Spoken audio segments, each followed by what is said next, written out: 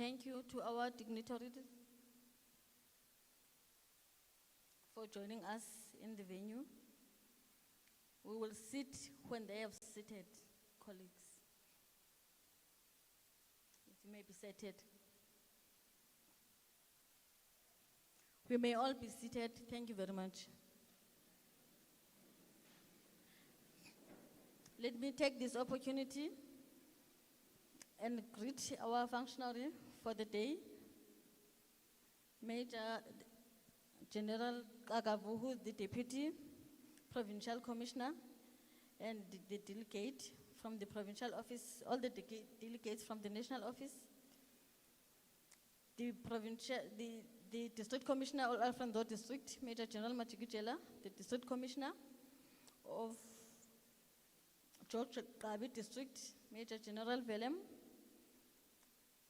all the officers present, the provincial heads, the mayor of the Umzimvubu local municipality, the heads of the departments present here today, traditional leaders, religious leaders, CPF representatives, youth desk structures, NGOs,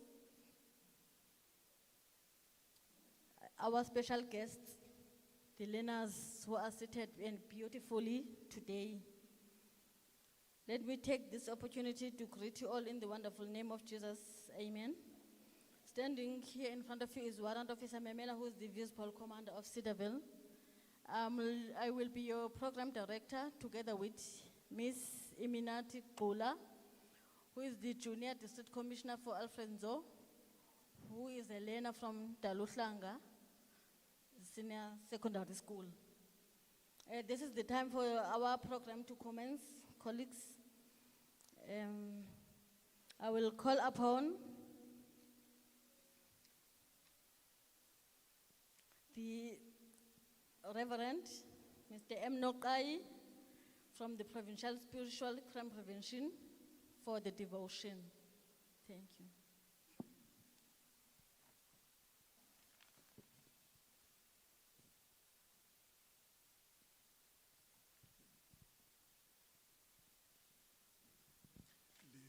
Zalise dingalako Chekongosi yenya Songinhlangazo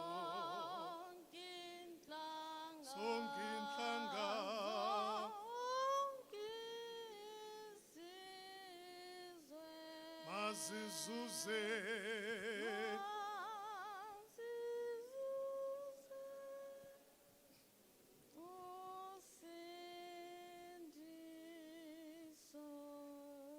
ndicela hlale phansi nje umzuzu omncinci.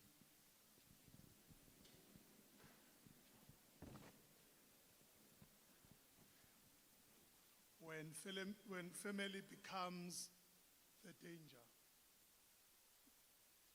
that is my theme esawuthandazela phansi kwayo today.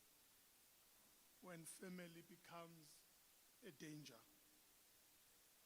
When you have time at home, please go to book of 2 Samuel chapter 13 from verses 1 to 22. I won't read it for the sake of time. It's a story about 5 characters in the Bible. The first character is the father, David. Second character is Amnon. Second character is Tamara. The fourth one is Absalom. The fifth one is Jonadab. To accommodate abantwana bami ke bandiva ndithini na namhlanje. Kweli bali niza kuthetha ngalo ngokufutshane esithandaza. Kukho character ezimbini eniphuma nazo kwesi sifundo xa nifike emakhaya. uTamara noAmnon. Amnon was frustrated to a point where waxelela uYonadabi okokuba unqwenela ukulala no-sister wakhe. Then uYonadabi advised him, esithi zigulise and tell your father that you are sick. And utatako is the one that is having authority. Eyokuba nantoni oyifunayo uyakwenzela. Okwenene uAmnoni wazigulisa. Wafika uDavide njengotata. Xa efika wabuza uba yintoni nyana wam. Athi impendulo tata ndiyagula. Ukuze ndiphile ndicela udade wethu uThamara andenzele ukutya. Ngokwenene uDavide ulivile ilizwi wamenzela ukutya. Thi iBhayibhile kwiprocess ekusa uThamara ukutya ekusa kubrother wakhe uAmnoni wathi xa engena egumbini wathi ndicela bonke ababakukhaphayo baphume ngoba umntana ekumkana kahambi yedwa uyaphahlwa. Bakhutshelwa ngaphandle wamcenga esithi ndityise ngesandla sakho. Kule process injalo wathi xa emtyisa ngesandla sakhe wamtsalela ebhedini and he raped her. Wadlwengula igazi lakhe. Emcenga uThamara esithi ayenziwa lento uyenzayo. Emcenga esithi nantoni na onoyicela kumkumkani angakunika ukumkani. But azeva indlebe zikaAmnoni ngoba into esengqondweni emntwini ayisuki kuba ebeplanile ukwenza okungcolileyo akusuki. Kule process wagqiba ukumdlwengula ithi iBhayibhile waphuma uThamara ekhala elila ngoba edlwengulwe ligazi lakhe. How much more kumntu ongelo gazi lakho xa igazi likwazi ukudlwengula umuntu endlini. Kwenzeka loo nto kuThamara wadlwengulwa ligazi lakhe. Waphumelila ithi iBhayibhile wazikrazula ingubo zakhe. Wathe kuzikrazuleni kwakhe wathatha uthuthu waziqaba ngalo ngoba ibilisikizi nenyala elilimehleleyo. Ithi wahamba esihlelila ngoba kubakho amaxesha okokuba abantu bangasiboni okokuba sonzakele kodwa ukulila kwethu abantu bakuve. Ithi xa efika ufika kubrother wakhe uAbsalom. Ufika ubrother wakhe uAbsalom uthi dadewethu wehlelwe yintoni na? Ithi impendulo umntakwethu uAmnoni undidlwengule. When udlwengulwa ngumuntu wasendlini it means that nasesizweni ngaphandle you are not safe. But ndayithanda impendulo kaAbsalom ithi sukuba naxhala tholuthi cwaka lento ungayithethi emntwini. Kukho abantu esihleli nabapha, kukho abantwana esihleli nabapha abazi-victims kuba umntana esoyika umuntu omkhulu kodwa ungayithethi lento unozuyithethe ndakwenzakalisa. Wathetha loo nto uAbsalom wathi ungayithethi lento. For 2 years uThamara enesilonda ngaphakathi. For 2 years wounded and bleeding. Kungekho mntu umncedayo. Ndizowuthi kuni namhlanje bantwana bam, if there's anyone apha kuni ohlela apha kanti unenxeba for a long time kanti walinyazwa for a long time, this is your time okokuba usondele ukuveze uthethe into okokuba ndisuka kule nto. If uThamara wakwazi ukuyifumana impendulo waphendulelwa kuAbsalom, nowethu uThixo anganiphendulela. Masithobeni inhloko sithandaze. UnguThixo olungileyo, inceba yakhe engazange iphele. Kukusasa Thixo abanye bethu Thixo namandla amakhulu bahamba namanxeba abafumana ezindlini. Abanye bethu Thixo bahamba namanxeba okudlwengulwa Thixo namandla, banestigma sokuba ngulowa Thixo wakhe wadlwengulwa. Khusela Thixo lenzali phambi kwethu. Khusela mdala babantwana baphambi kwethu. Abantwana babantu Thixo, sijongela ukhulu ngabo. Ngena nathi ke Thixo kuleni program xa siyiqalayo, uthoba umoya wakho engcwele phezu kwethu, ukuze Thixo babantwana besisizwe esiqaqambileyo. Siyakholwa ke Thixo namandla okusenzela zonke izinto ngoKristu inkosi yethu. Amen. Thank you very much to Reverend Nokai for the word of God. I request to apologize to the Honorable Mayor. It's the Mayor from Ntabankulu Municipality. Going forward with our program is now the playing of the national anthem by the SAPS band. During the playing of the national anthem, all attendees are requested to stand on attention, and members in uniform will salute during the playing of the national anthem. All males who are not the police officers are requested to remove the headdress during the playing of the national anthem. Can we all stand for the playing of the national anthem by the SAPS band?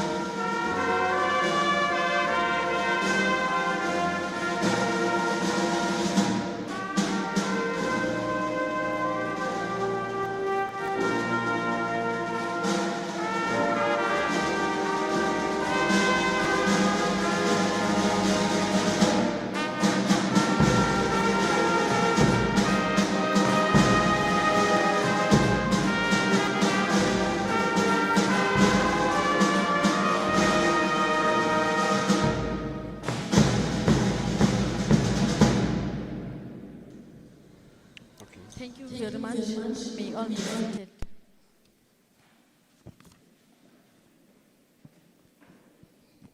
Now, we will be welcoming the local mayor of Ntabankulu local municipality, Councillor Vema Twasa, to deliver the welcoming remarks.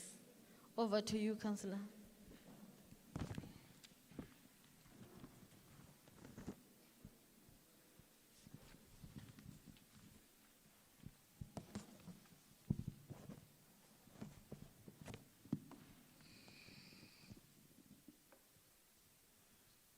Mandibulise kuwe program director, ndibulise the deputy provincial commissioner, ndibulise umama umajikijela, ndibulise utata uchief uDigo ophakathi kwethu. Asikhahleli ke thina singomama siyabulisa. Bulise the Honorable Speaker and the Honorable Chief Whip. Ndibulise sonke isipolisa, ndinganicalucalulanga because ndingaske mhlambi ndiyibhude iprotocol. Ndibulise zonke ii-guests ezilapha, the sector departments, naye wonke umuntu okhoyo apha phakathi kwethu. Bulise ngokukhethekileyo kosingaye abantwana bethu. Ndithi molweni ekuseni nje ngegama lenkosi uYesu Kristu, amen. Ndithabathe lithuba into zakuthi ndinamkele kulo masipala waseNtabankulu. Sibulele kananjalo intoba nibonile kufanelekile intoba manize apha eNtabankulu. Kubhlungu ke mama Jikijela ngoba asichongwanga nje kungekho zingxaki. Kodwa kubone ingxaki zethu esinazo apha eNtabankulu. I was not aware intoba sinabantwana who zothina abenza izinto ezinxamnye nomthetho at a very young age. I'm aware intoba sinabantwana abareyitshwayo apha eNtabankulu. We once had a case apho umntwana wayireyitshwa si-stepfather sakhe, and umama ulo wakhe omzalayo wayesenza zonke indlela zokuba mayifihlakale loo nto ingaveli. Sikhulisa abantwana ke bazali bam who are coming from broken families. Kunzima ke ukukhulisa umntwana xa nawe mzali unengxaki zakho. Kodwa siye sithi xa sinabantwana sizala abantwana singomama, sithi lo mntwana uzoba yinto entle, uzokhula, afunde, abuye azoninakekela njengomzali wakhe. Besingayilindelanga intoba abantwana bethu mabadlule kwezinto abadlula kuzo. We never expected intoba umntwana angareyitshwa by i-relative yakhe. We never expected intoba abantwana bangareyphana bodwa kude kube khona i-pregnancy. Ithetha ukuthi khona le nto esingayenzi kakuhle as parents. Ingaba ilahleke phi i-role yethu as parents? Siye sithi ke xa sixoxa kulo maqonga, sithi as much as umthetho usithi abantwana masingababethi, kodwa umthetho awuyithathi i-responsibility yokuqeqesha abantwana bethu. Thina ke singabazali uyubona uba sibuya umva sisonga izandla, but yi-responsibility yethu ukufundisa abantwana bethu. Abantwana bethu masithethe nabo, sibaxelele kanye ezinto zingamasikizi zokulala, because yeyona nto siyoyikayo leyo singabazali. Abafanelanga uba mabafundiswe ngabanye into uba kwenzeka ntoni umntwana wenkwenkwe nomntwana wentombazana xa belele, kodwa fanele bafundiswe sithi singabazali babo ukuba kwenzeka le nto ukuze bazokhuseleka. Kubhlungu ke because badlula kwezinto abadlula kuzo. Siphinde kwathi nasingabazali sithi hayi sawuthetha isikhaya mayingayi emthethweni. Sifuna uaphila apha kuni ke bantwana bethu into bezizinto mazithethwe. Report i-criminal elements ezenzeka kuni. Sanuhlala namanxeba because imizimba yenu nengqondo zenu azakhelwanga ukunyamezela izinto nisebe bancane ngohlobo. Sithi abantu abakwazi ukuphila nezinto, kodwa nina izinto ezinehlelayo zithetheni. Regardless into abayenzeke esikolweni okanye yenzeke ekhaya, yonke into engakuphathi kakuhle njengomntwana ithethe. We are especially honored ke into yoba kubonakala into yoba le program iziswa apha eNtabankulu, because le nto ye-safety yabantwana yi-responsibility yethu sonke, ukusukela emzalini, ukusukela esikolweni, ukusukela kwi-sector departments that we are working with, even nespolisa.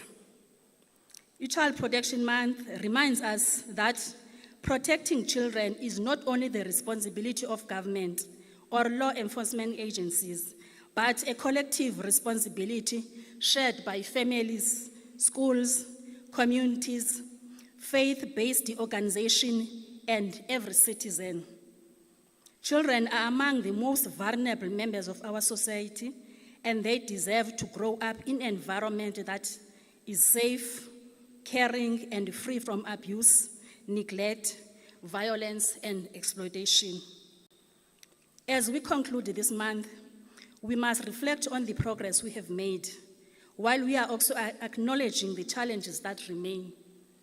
Siyayazi into yoba we have these challenges. What are the solutions? What can we do to protect our children? What role should we play as communities, as parents, nathi singumasipala? What can we do to protect our children? This calls on all of us to strengthen our partnerships at work and create communities where children are protected and feel loved. To our principal, no tishala, siyayibulela role that you play ekukhuliseni abantwana bethu. They spend more time esikolweni than in our homes.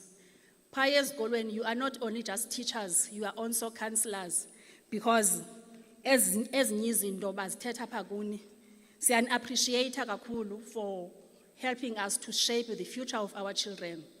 Futhi sinayo inkolelo into yoba as much as bedlula kwezi zinto, but their future is still bright. Sifuna njonge phambili, nithi noba kwenzeke ntoni na ebomini bam, it does not change my future. I am still a child of God that is going to win against all odds. That is going to be someone ngexesha elifanelekileyo. Sifuna oogqirha apha phambi kwenu, sifuna ootishalakazi, sifuna amagqwetha, sifuna yonke into. But le nto starts with you. Uzazi into yoba what do you want? Siyayazi into yoba some of you baphuma kwi-families ezingathathi ntweni, but ungathathi ntweni does not mean your future is bleak. It means you must push forward as a young woman or as a young man. Wenze sure into yoba your own future is bright, because the future yakho is on your hands. We encourage you to speak out against abuse. We encourage you to support one another, respect your peers, and make positive choices that will help you achieve your dreams. As a municipality, we remain committed to supporting initiatives that promote child safety, education, and youth empowerment. Together, we can build communities where every child has the opportunity to grow, learn, and succeed.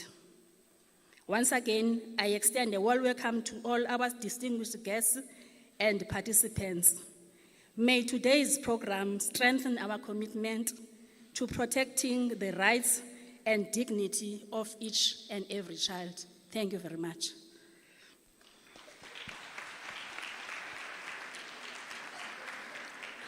Siyabulela kakhulu kuMeya waseNtabankulu with the warm welcome which was just offered to us. Now I will call upon Colonel Singh to outline the purpose of the day for us. Please, Colonel, come forward. Over to you.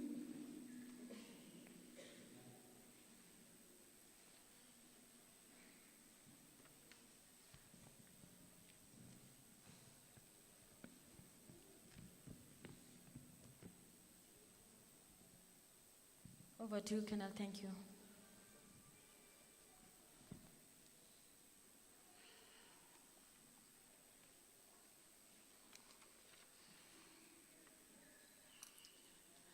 Program Director, the Honorable Mayor,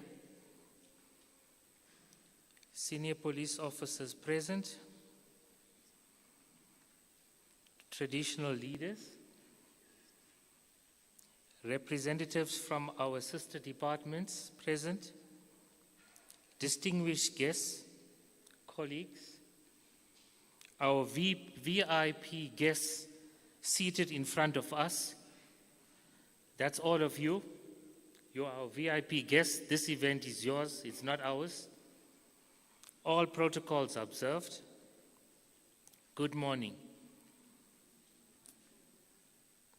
Good morning. Thank you.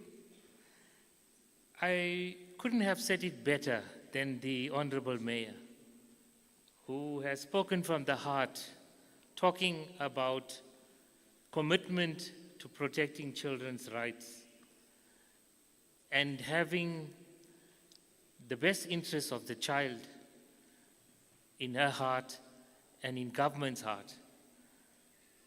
And in my speech, you will hear me echoing the same sentiments.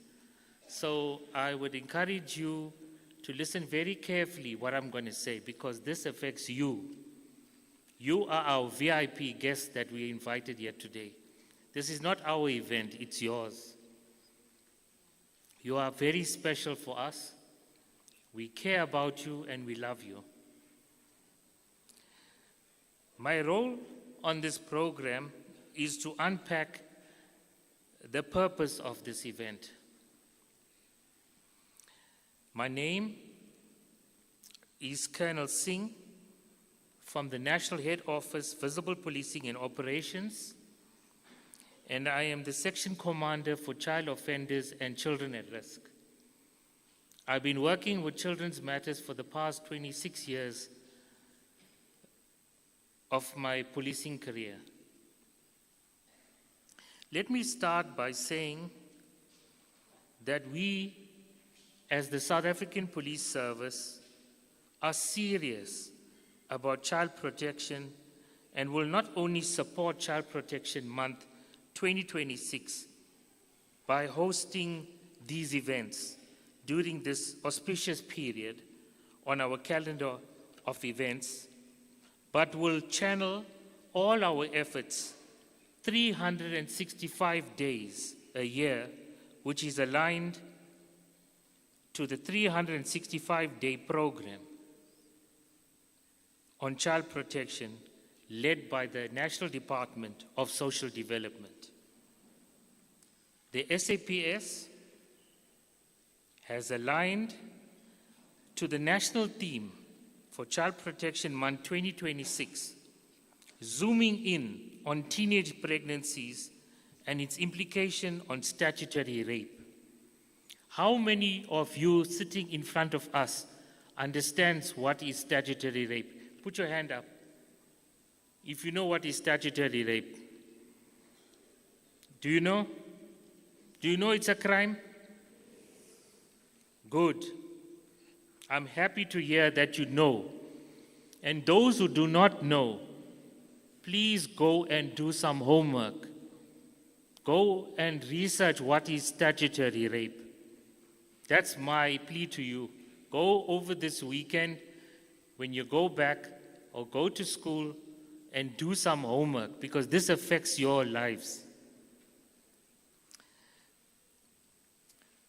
National rollout events were held in Redcat, Gauteng on 23rd May 2026, Kakisinong, Free State on 30th May 2026, and now today in Ntabankulu, Eastern Cape on 6th June 2026. These three police stations, Honorable Mayor, were identified for this initiative as they have reported significantly high numbers of cases registered over the 2024-2025 financial year, where children were perpetrators of sexual offenses, as well as high reports of teenage pregnancies. Parliament is concerned regarding the staggering numbers of teenage pregnancies in the country over the past few years, and has placed an onus on our government departments and civil society to work together to address this problem. In most cases, the perpetrators of statutory rape are known. They are family members, they are neighbors, they are fellow learners from school, and even our own educators. It is sad to say our educators are also the perpetrators.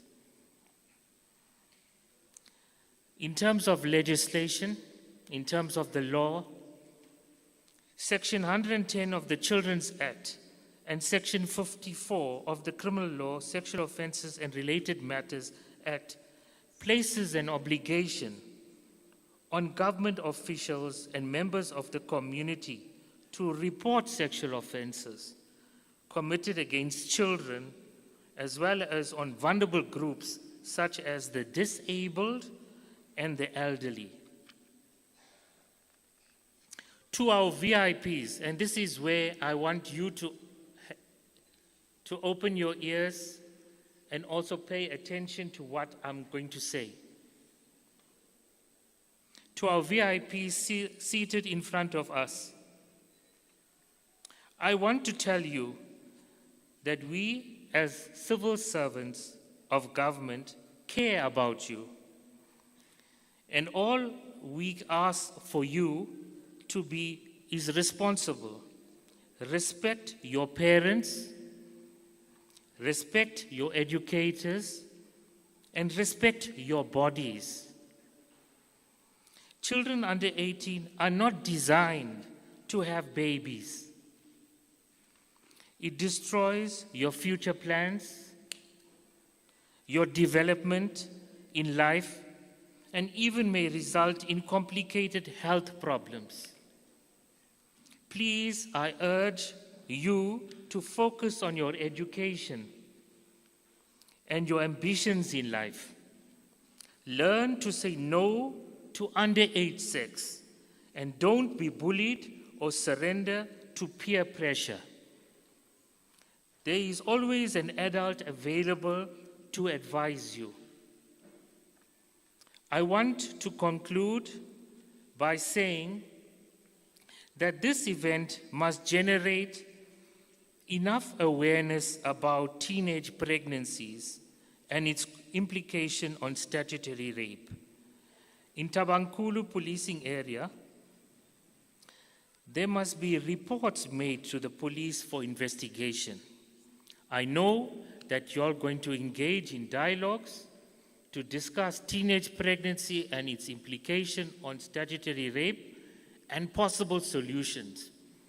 We have designed that dialogue topic specifically to hear solutions from you so we can develop policies that will be tailor-made for you to protect you and to ensure that the best interest for you is always maintained.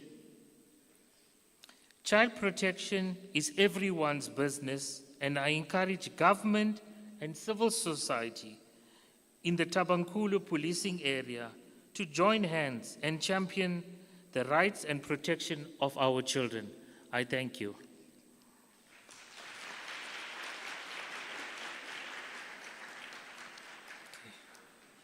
Thank you. Thank you, Kenel. Thank you.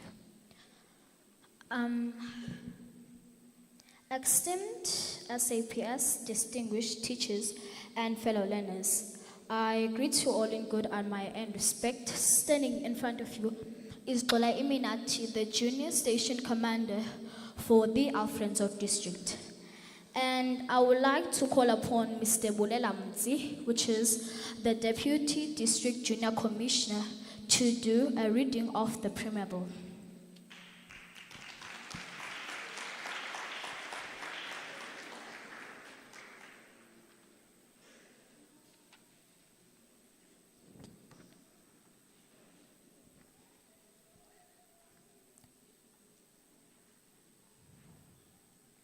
Over to you.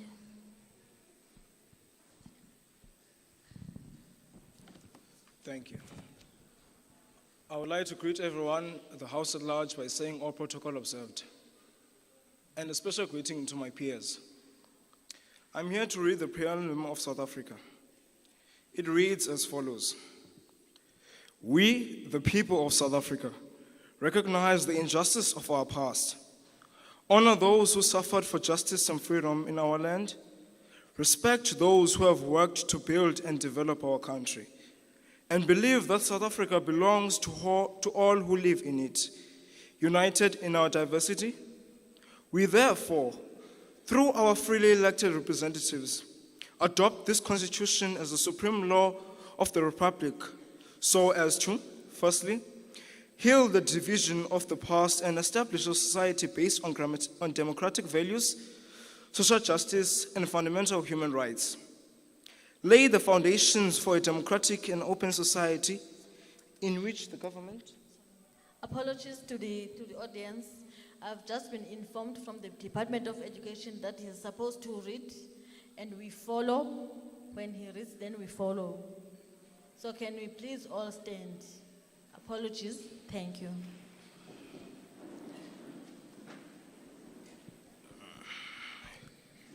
We, the people of South Africa,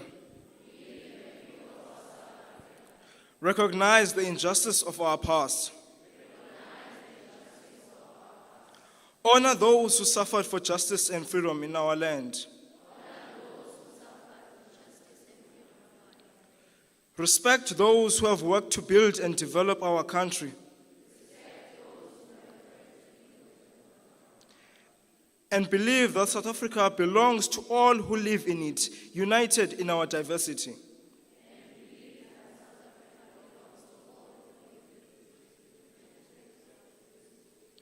We therefore, through our freely elected representatives,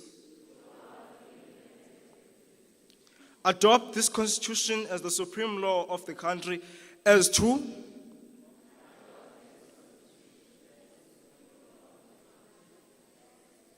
heal the division of the past and establish a society based on democratic values, social justice, and fundamental human rights. Lay the foundation for a democratic and open society in which government is based on the will of the people and every citizen is equally protected by the law. Improve the quality of life of all citizens and free the potential of each person and build a united and democratic South Africa, able to take its rightful place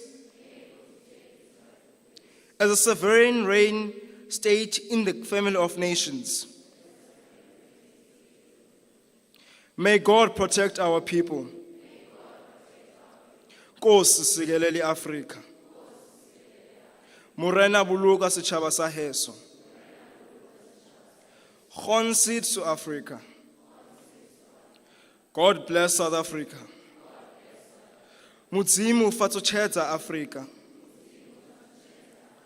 Hosi katekisa Africa. Thank you.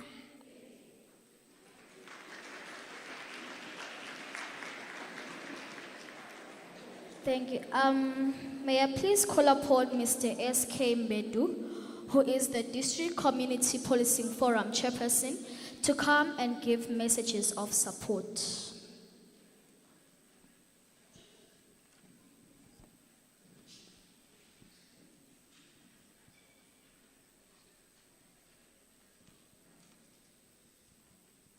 Over to you, sir.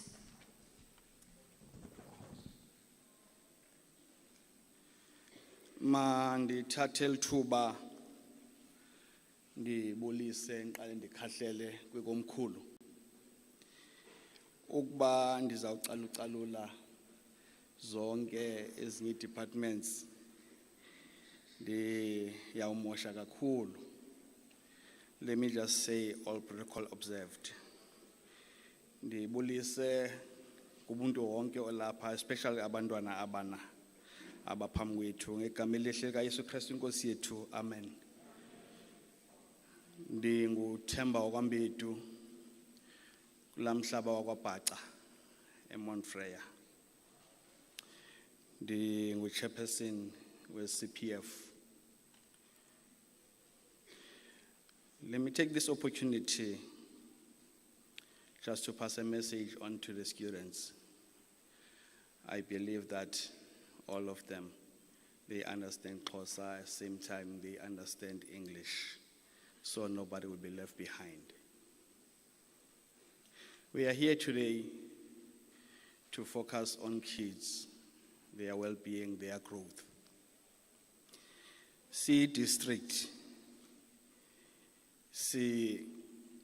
sibanqonelela ukuba abantwana bana bakhule ngendlela ekuyiyo, ngendlela apho bengazujumpa istages bezozazi ubuntwana babo, apho abantu abadala bengazohlukumeza abantwana.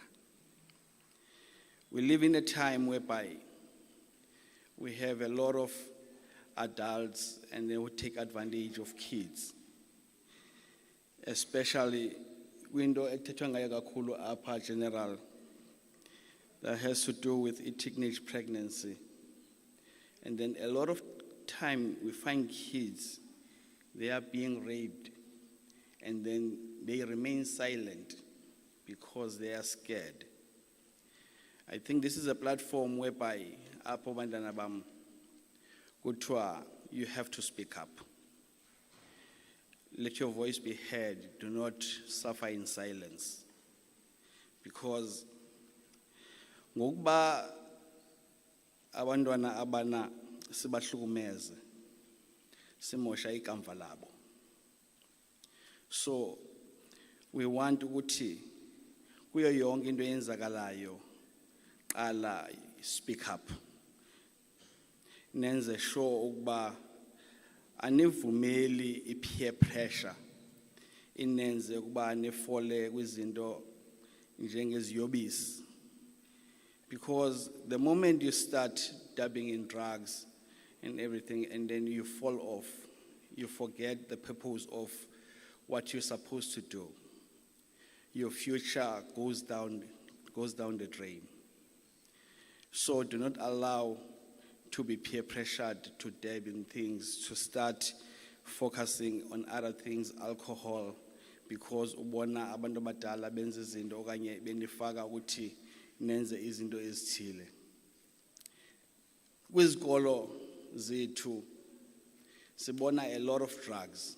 Sithi masiya kuzo sifike phayana kuthengiswa intsangu, zezinye zezinto ezifike zikhuphe abantwana ukuba benze ngokwendlela efanele ukuthi benza ngayo esikolweni, baqale bangabehave. We are here today to make sure ukuthi ezi zinto ezine kufanele uba anizenzi ningazenzi, especially njengoba ngendatsho ndathi do not allow peer pressure and nokuthi nenze noba yintoni enifuna ukuthi niyenze engasiyiyo lena kuba niyenza. The future is in your hands. Focus on your education. Nazi ukuba abazali benu bathembele kuni ukuba nizawufunda nibe zizinto ebomini, nikwazi ukuba niphile ubomi obububo. Ngalo mazwi lawo sithi CPF siyayisupporta le program, siyasupporta abantwana ukuthi mabakhuseleke kangangoko. Sicela futhi ukuba apha ebazalini, especially the fathers, ukuba let's be the example, let's be mentors to these kids so that bangaphumi endleleni of izinto efanele bazenze ba end up befumana influence ebantwini abalila ukuthi benze izinto ezibafaka kwi-crime. Xolo ndiyathintitha manthetha. Sometimes the absence of having the mentors zizo ezenza ukuba abantwana abana ba end up benza okufanele ba abakwenzi. Now the thing is, it's a challenge to us parents, to us especially fathers, let's be present in our kids' lives so that they are able to choose what's right. And then you have to be disciplined, you have to respect, and then put your education first so that to carve your future to be bright. Thank you very much.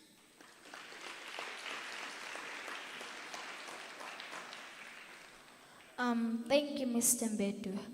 I hope and believe that Osinga have heard what was being said and what we're being taught here. So I would like Dr. H.J. Demons, who is the National Spiritual Crime Prevention Chairperson, to come forward. Thank you. Over to you, sir.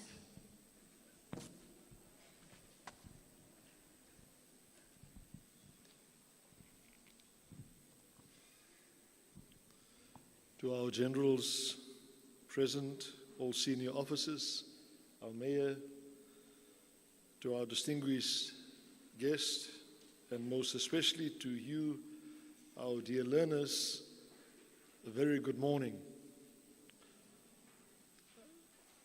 I must say that your town is very cold. Iyabanda.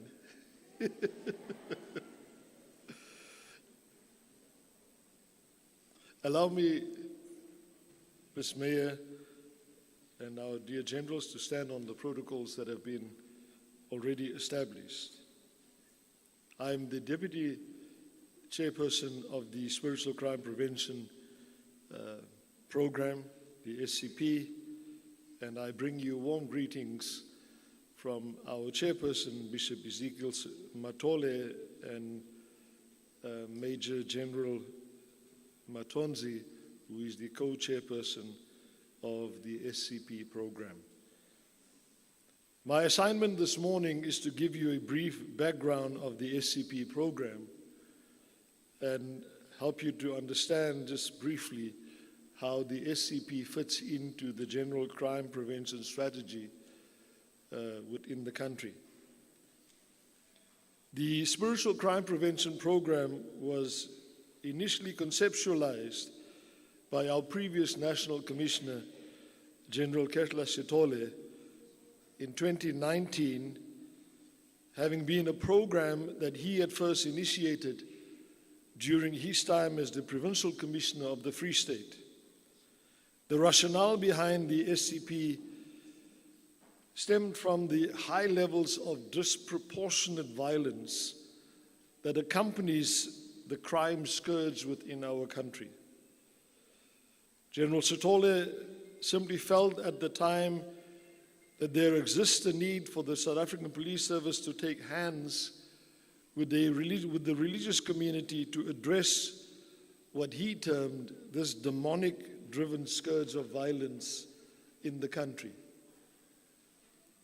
And we refer to this demonic scourge because the challenges that confront you as the youth of our country, those challenges also stems from this demonic drive that wants to destroy lives, and especially your lives. The challenges that we are talking about today that confronts you, the abuse, the rape, the murder of children and the vulnerable, is something that is inexplicable. We can't explain it. We don't know where it comes from. We don't understand why somebody would break into a house, find old people in that house, and then beat them up and brutalize them. We're not talking about somebody taking a gun and just shooting them, but the violence that goes with that is unheard of. Similarly, why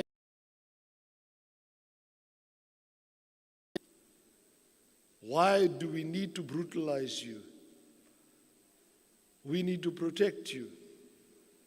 We need to ensure that you grow up and that you have a life that you can build on. We do not have a right, nobody has the right in this country to brutalize you as a young person in any form or shape.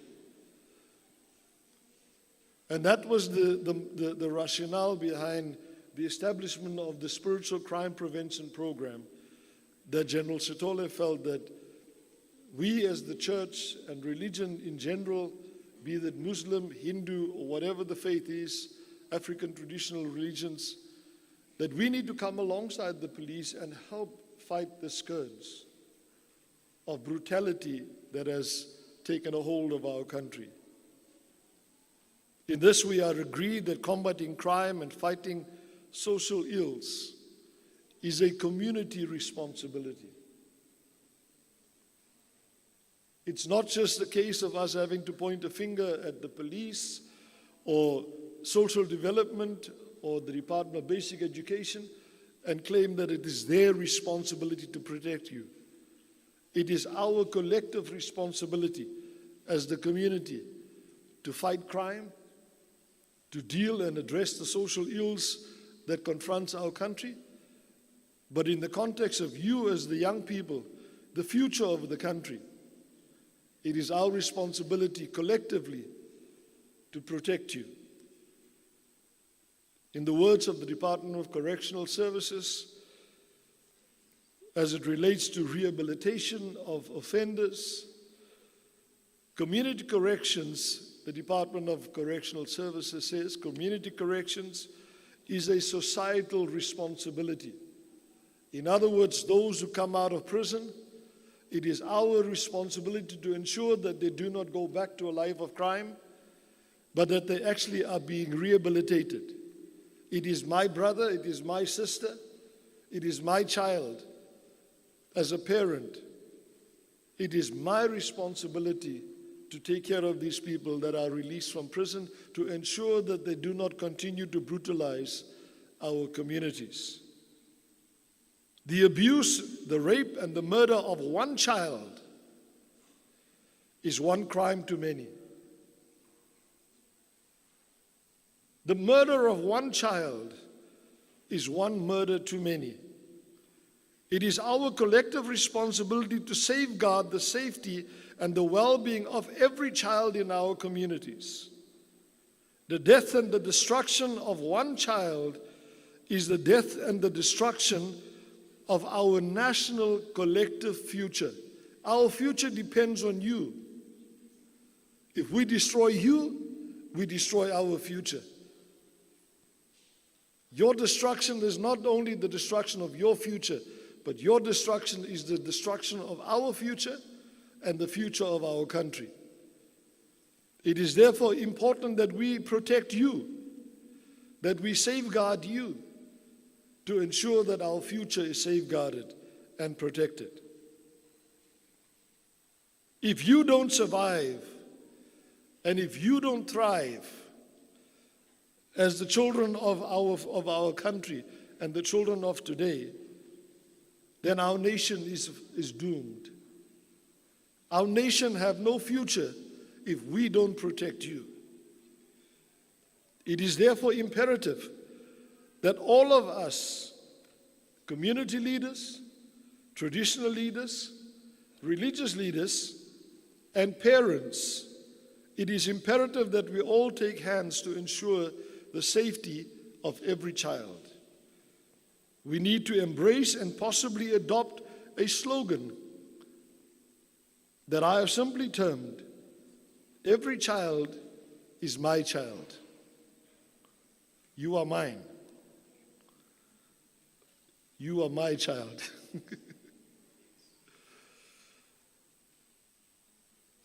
To the adults amongst us, as I conclude, we need to own the children in our communities, not just our own biological children, but every child in our community. That's how we grew up. When my generation grew up, every parent in the community was my parent. Every parent could correct me. Every parent protected me. And we knew that we were safe. To you, our precious children, may I say in closing, learn what are your inalienable rights. Know and understand what are your rights as a citizen of this beautiful country. And refuse to be silenced. And decide right now to speak out when the situation demands that you need to speak out. I thank you.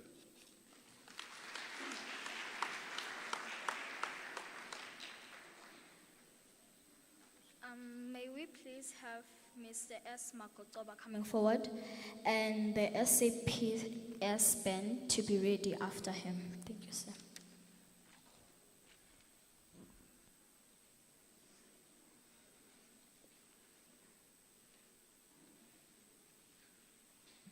ndibulele kakhulu ku program director u junior commissioner wase Alfred Nzo. Very proud of you, young lady. I absolutely love your confidence. Ndicela uqala ndikhahlele kumhlekazi uDalinzolo uDiko. Ndibulise i-functionary uGeneral Xakavu nabo General Machikijela, uMayor, HODs. Ndingamlibelanga u-Provincial Youth Crime Prevention Executive Member, Mr. Tim Maguire, all the way from Nelson Mandela Bay, Molo Buti. Ndibulise wonke umuntu okhoyo apha eholweni namhlanje kubanda noba kubanda kangaka nje. Ndicela ngoqala ndithi ndikhule kwenye iera ke mna ke esikolweni. Each one,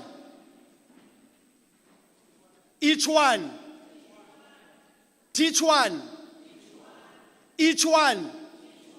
Ndicela ke ngoku kutsho umntana esikolo. Each one, teach one. Xa ndisithi each one, uthi wena teach one. Xa ndisithi teach one, uthi each one. Each one, teach one. Uzoyithola kanjani? Uzoyithola kanjani? Uhlele koneni? Yemntu omtsha. Kutheni ngathi niyagodola nje?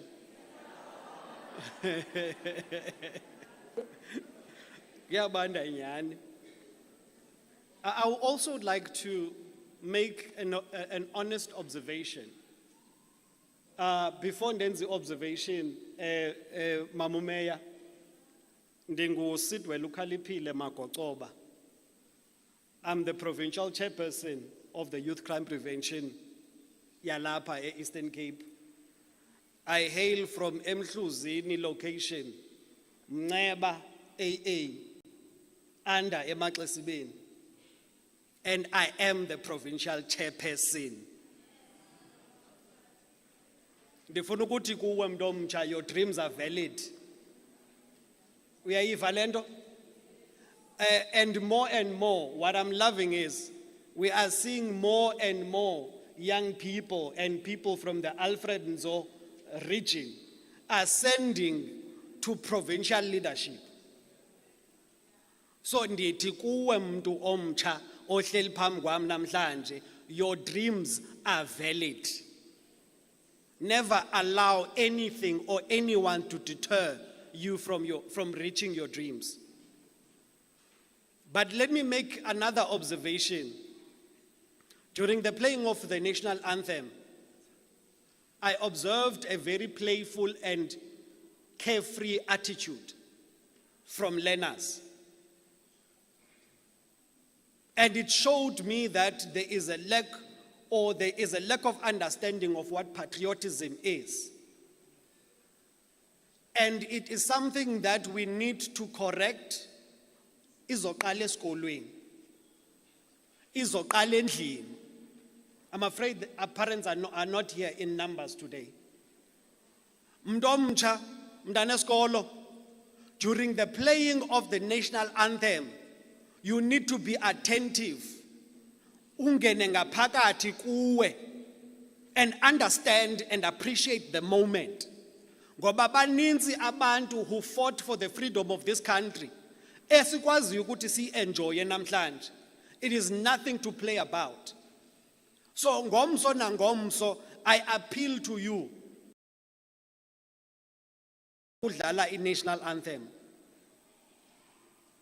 Xa ndidlula, andifuna ukungena kakhulu kwizinto ebesike zathethwa during the introduction of the topic today. However, I want to say one thing. South Africa is ranked as the number 18th country for children to live in. Number 18, 1-8. The number 1 is in Europe, namely the Netherlands, followed by Sweden. When comparing the laws in place in those countries, you note that the Netherlands has similar laws that protect the rights of children to South Africa. What are those laws? One is the Dutch Criminal Code, which speaks to sexual activity with minors under the age of 12 and explicitly says that it is illegal, and the age of consent being 16.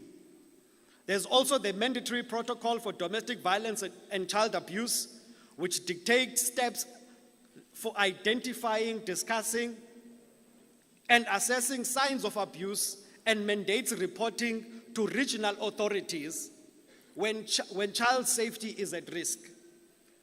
And those professionals, there are professionals that deal with those particular cases. And we do have that in place in South Africa. There's also the Council for Child Protection, which states that courts may intervene in place and place a child under a guardian or temporary remove a child from such an environment if the child is found to be in an abusive environment. And then upon closer scrutiny, you immediately note that South Africa has similar or same legislative framework. And then it raises something very pertinent for me. We cannot be in an environment that whenever we see a problem, we want to enact a form of legislation. Legislation in South Africa is in place. What we need is the enforcement of the current laws of South Africa by all stakeholders, be it municipalities, be it the SAPS, be it the social development, be it DOE or Department of Education. When you are seeing that a child is at risk, your duty is to report. Even a child has a duty to report another child. If you notice, ndicela ukuyithetha lento, xa ubona omnye umntwana into yoba usengxakini, uya-abhuzwa, suthula. And in the words of MEC for Transport and Community Safety in the Eastern Cape, musa ukuthula kusonakala. We need an environment that allows a child to dream. Namhlanje ndimane ndizibuza into yoba ingaba niphupha uba zindoni into onorhalela ukuba yiyo xa ukhula. Mna ndikhula ndandinemibono ngobomi bam, wena unayo na? Zibuze uziphendule.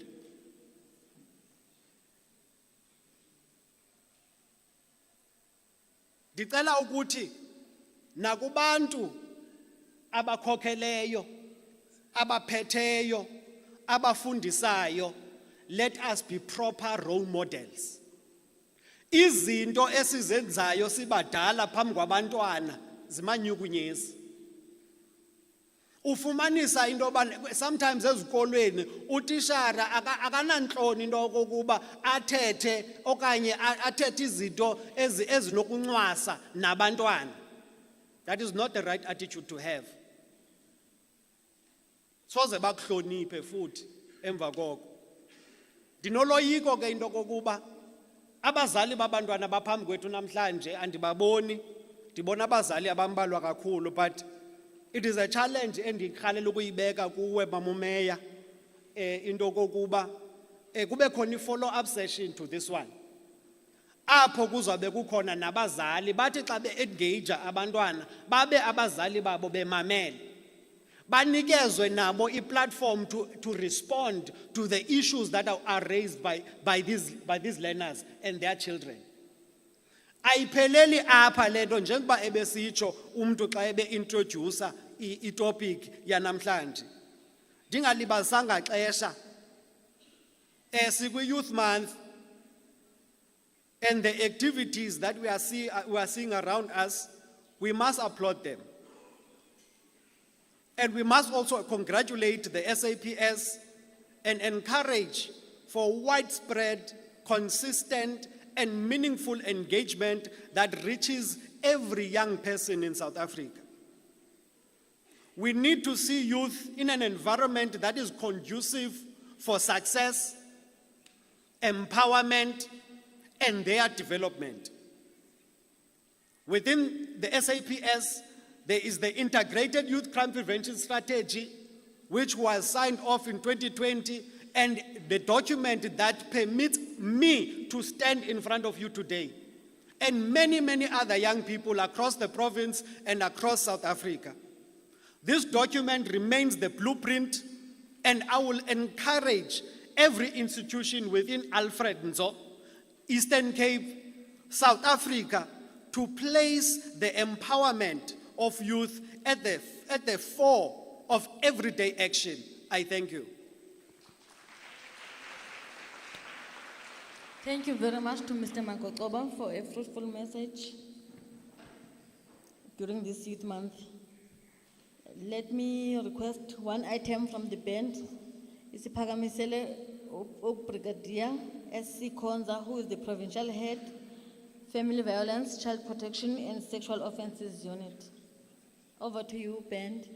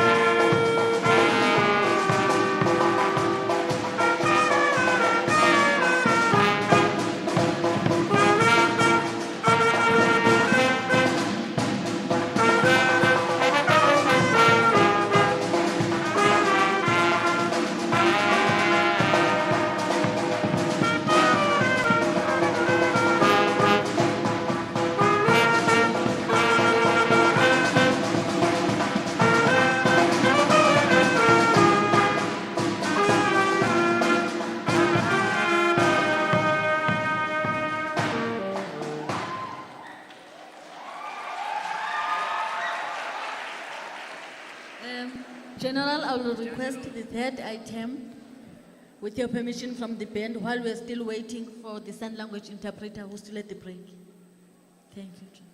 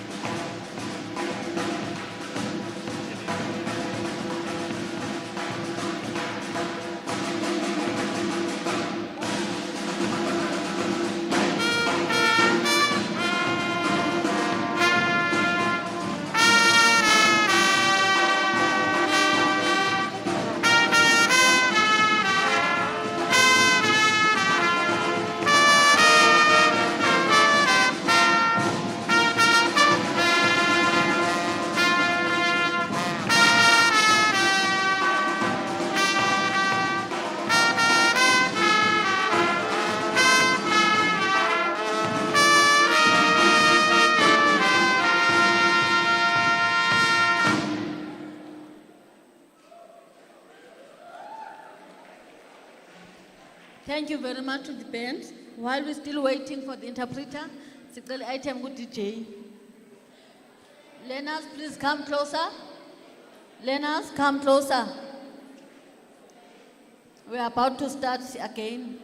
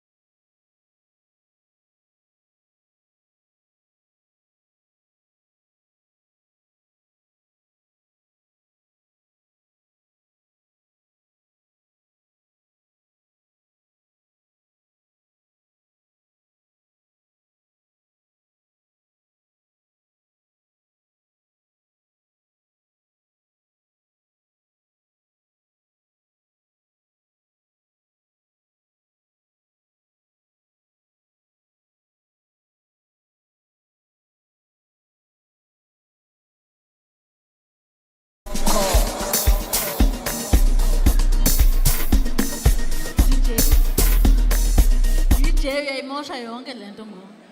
Let's settle down, let's please sit down. Quietly so, and we'll resume the program. Masehlaleni phansi sizole. Our program is resuming again. I will call upon on stage Brigadier S.C. Konza, who is the Provincial Head for Family Violence, Child Protection and Sexual Offences, to outline the topic for today. Over to you. Thank you, Brigadier.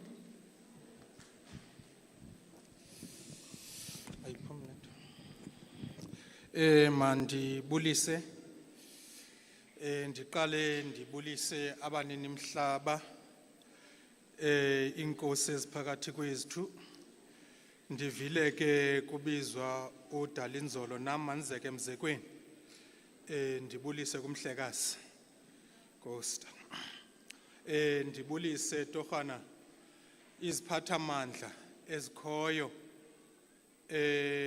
ezitheke zasikhokela ngenxa yentando yabantu ngokubeka unxinto bazisikhokele ezawuthi ke zikhokelwe ngumhlalo wokuqala ongumeya kunye nesigqeba nabo bonke siyabulisa torhana sibulise abaphathi bamapolisa abakhokelwa nguGeneral Xakavu nesigqeba sakhe zesibulise torhana noluntu lonke ne-stakeholders ezikhoyo kule ndawo yenzekile ke into yokuba khe kubekho ibreak neengqondo zabantwana khe zifumane ithuba khe zihlaziyeke ngoba kaloku le nto ingqondo inexesha elithile lokufowukhasa ibalulekile loo nto ndayibulela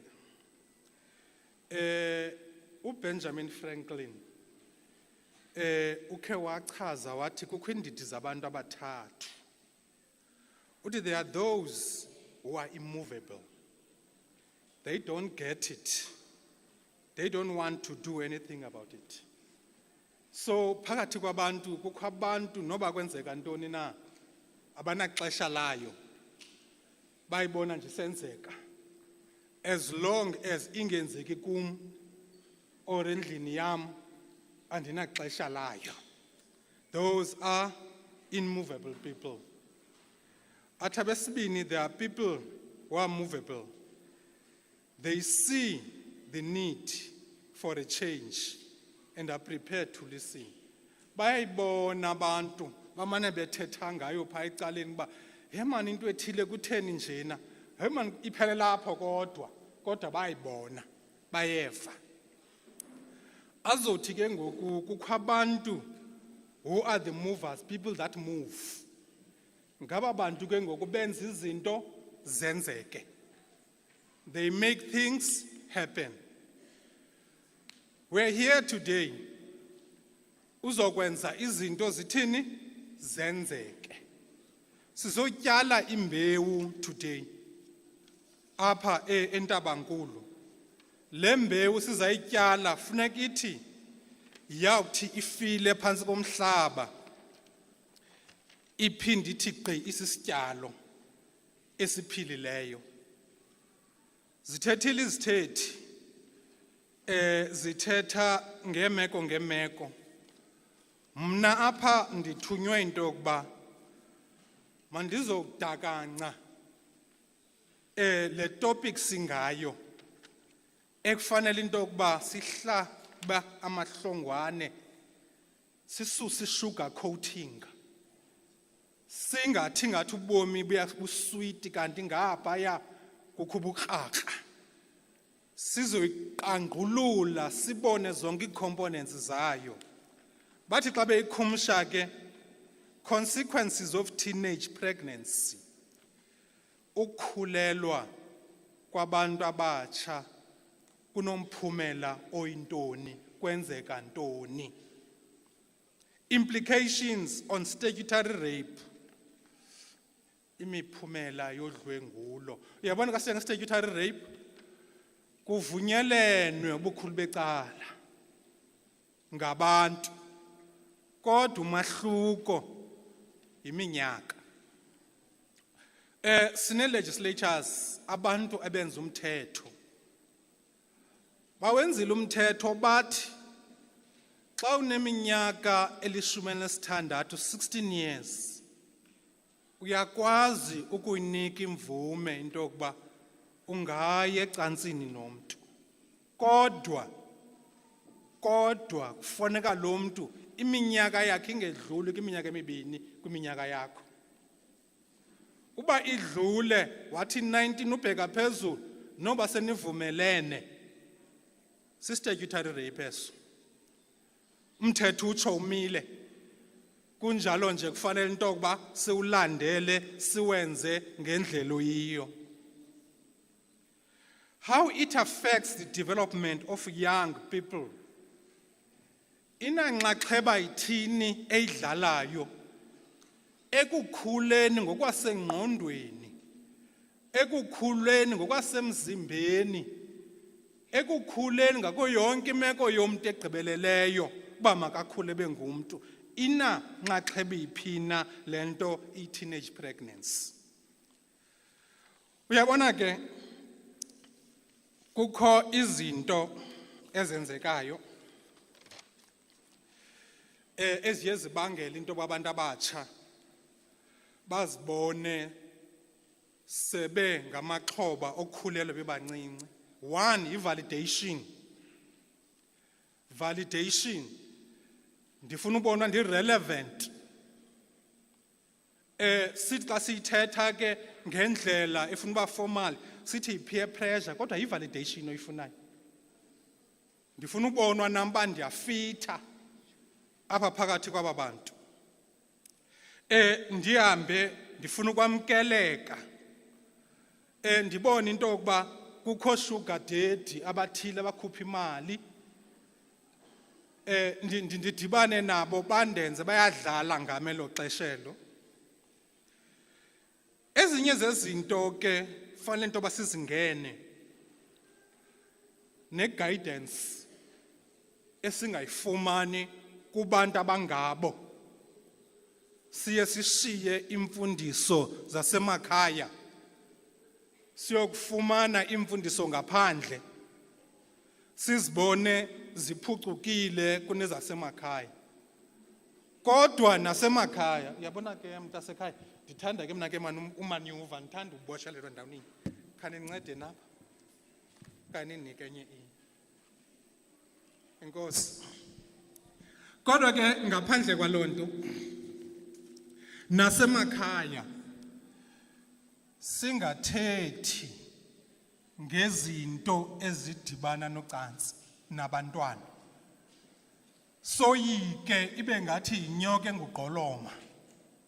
Kanti abantwana ba-exposed kule mihla kwizinto singazange saba-exposed kuzo, ezinje ngemedia, electronic media in a form of television, social media. Babona izinto esicinga uba thina bazazi kanti bayazazi. So ukungathethi kuye kubangela into yoba abantwana bangene kwezi zinto. I-poverty masiyithetheni. I-poverty ilidisha kwi-exploitation yabantwana ngabantu abanezinto. Abantwana bephela begoba kuba bazawufumana imali, bafumane ukutya, bakhweliswe kwiimoto zokuthi zikanokuthi ngabantu ke abadala abakhonayo okanye abakhonayo ukuba nazo ezo zinto. Ikhona imeko apha xa sikhumsha sithi human trafficking. Xa emakhaya human trafficking kukuthwalwa kwabantwana. Abantwana bebancinci kubonwe umfazi emntaneni osalungisa ikamva lakhe. Athi xa ivele esikolweni athathwe avalelwe endlini. Le ndoda izenzele imreyiphe. Elo xesha abanye abantu bagadile bangaphumi ngefestire. Zinto ezenzekayo ezo ezi-exploiter abantwana, ukuthwalwa kwabantwana. Akutshiwo into yoba ukuthwala ngokwesiko lesintu akulunganga indlela ekwenziwa ngayo inemiqathango nemigaqo into okuthwala inemiqathango nemigaqo nendlela yokuyenza hayi ngolhlobo yenziwa ngalo. Uyabona ke kukho lento kuthiwa yi-impact. Yenza ntoni lento okukhulelwa kwabantwana kubantwana kwii-families nakwisizwe ngokubanzi? Wena mntana ngelinye ixesha uphela ufuna uyokhupha isisu ngendlela engekho semthethweni kuyo emacaleni koogqirha basemacaleni. Kwenzeka ntoni? Bayabhubha abanye abantwana kwezo processes. Abanye baphela babo bonke bangaze bafumane nabantwana xa engabantu abadala ngoba kaloku ezinto zenziwe ngendlela engeyiyo. Iphuma kwela candelo liphanda lamatyala. Kukho iimeko ezimbini khulelwe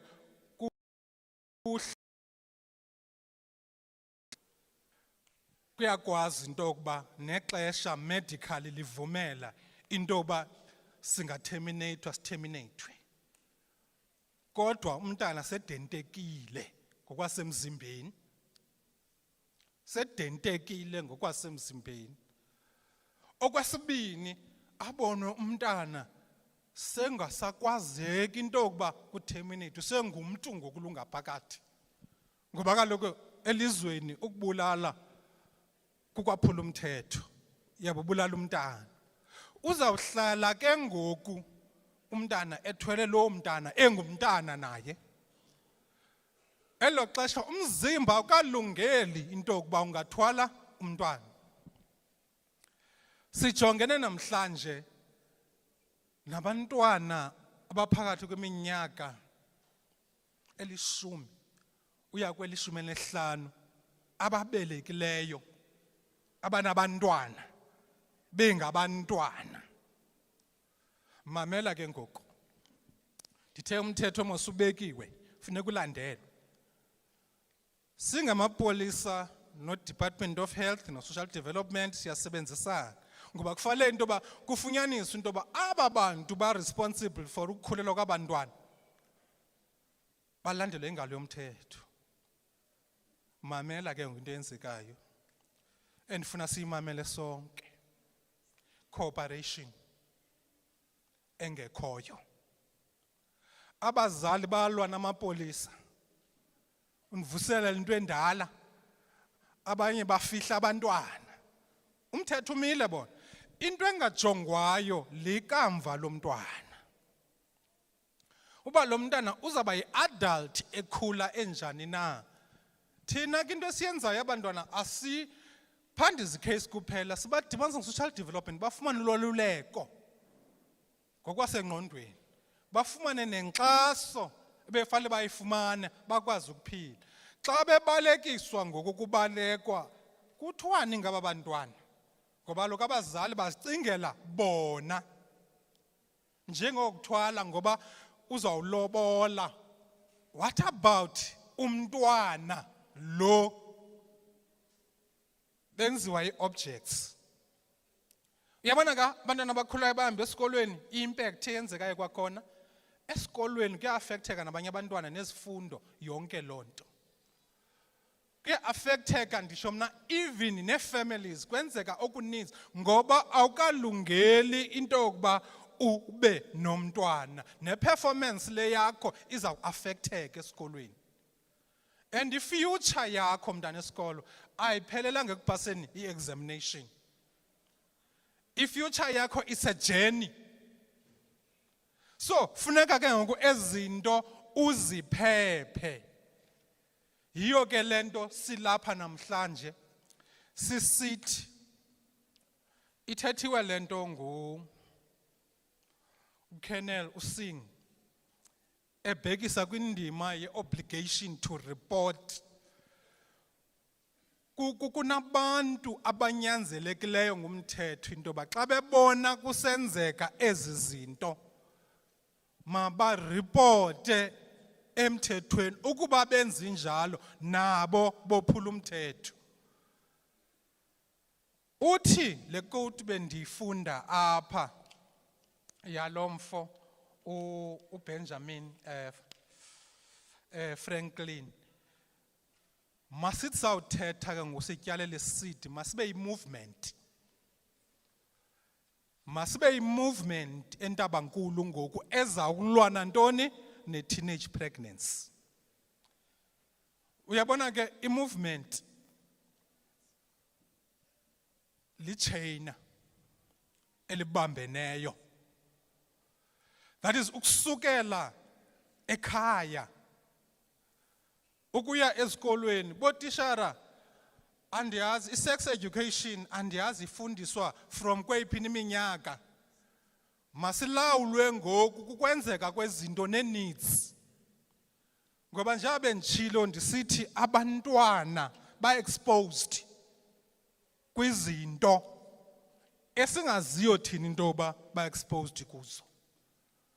So bantwana, ikamva lisezandleni zenu. Umntwana ngamnye ukuba ungnokuphiwa igama lakho, yazi into enye into yokuba you are unique. Akakho omnye unokuphiwa noba ufuna ukulinganisa uyabe ifotokopi so zabe nazo zonke za features unazo. So ndizama ukuthi qalani into eyenziwa kukhulelwa kwabantu basebancinci. And nilapha njengoku nimele izikolo ezahlukeneyo. You are the chosen ones. Now yibani ngama-activists ke ngoku abazawufundisa nabanye abangekhoyo ngale mfundiso niyifumana apha. Kwenzeka into yokuba la movement bayisuka kuni ngalamandla enu iyawuthi ichabalalise nantoni na efuna ukuchabalisa okulungileyo. Sikwinyanga yolutsha, hambani ke nibonakale. Ndawuvala ngelithi say no to peer pressure. Avoid drugs and alcohol abuse. Sinento ke yokucinga into butywala yo drug. Sisiyobisi esona sifumaneka lula kunezinye iziyobisi kwenzela into yokuba zizododobalisa ingqondo zethu singabheki indawo. Say no to alcohol. Andifuna ukuthi alcohol abuse, say no to alcohol bantwana. Not abuse. Ayontanga yenu utywala. Nezi dangerous situations enizifaka kuzo because igazi liyabaleka, you are brave. Namhlanje Nkosi yam akusakutshiwo abantwana bangatya amaqanda. Akusatshiwo amakhwenkwe angatya imifino. Kwakusithi uyawunyamba kanti bayazi abantu abadala uba kutheni benqanda izinto. Nowadays imizimba yenu nitya izinto ezithi zikhuthaze into yokuba nikhulelwe lula because izinto ezi-artificial nowadays ezingezizo into zoqobo ezingekho organic. So kufanele imizimba yethu siyijonge. Sex education is very important. Umuntu azazi indlela yokuziphatha. Speak to your teacher, speak to your parents, speak to your social workers. But eyona goal, focus on education and focus with future goals. Your future matters. Make responsible choices today, now, for a better future. Enkosi.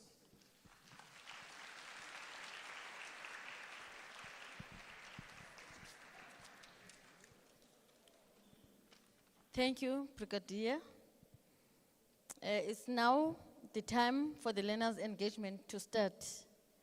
I hope you've heard Brigadier outlining the topic. Now you understand what are you going to be engaging on. Are you ready, learners?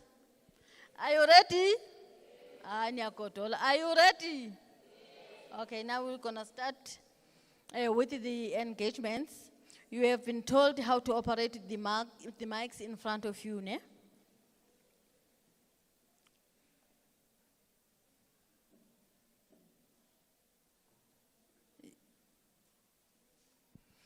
Yes, now we will start. I will request the panelists to take notes of the responses that they will respond to the relevant issues that will be raised by the learners as per respective departments. Over to you, learners. You will show up your hand. I will see you by a show of hand whenever you are ready to start to elaborate on what you want to say. Thank you.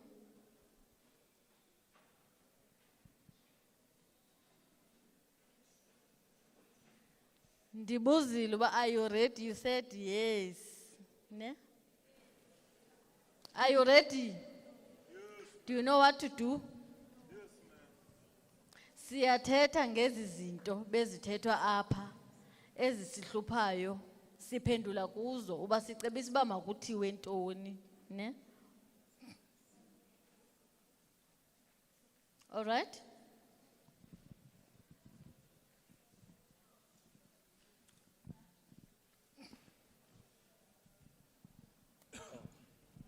Thank you, ne?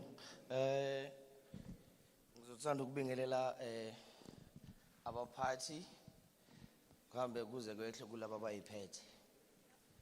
Igama nguNjabulo, I'm from Civilian Secretariat for Police, a national office responsible for monitoring the implementation of domestic violence at the station level. I see my colleagues there. Before maybe the learners they could even start, ngizocela uyibeka ngomageba mhlambe nesixhosa ngaphakathi ngizohlanganisa. Umbuzo enginawo before ngibeka because I have so many questions.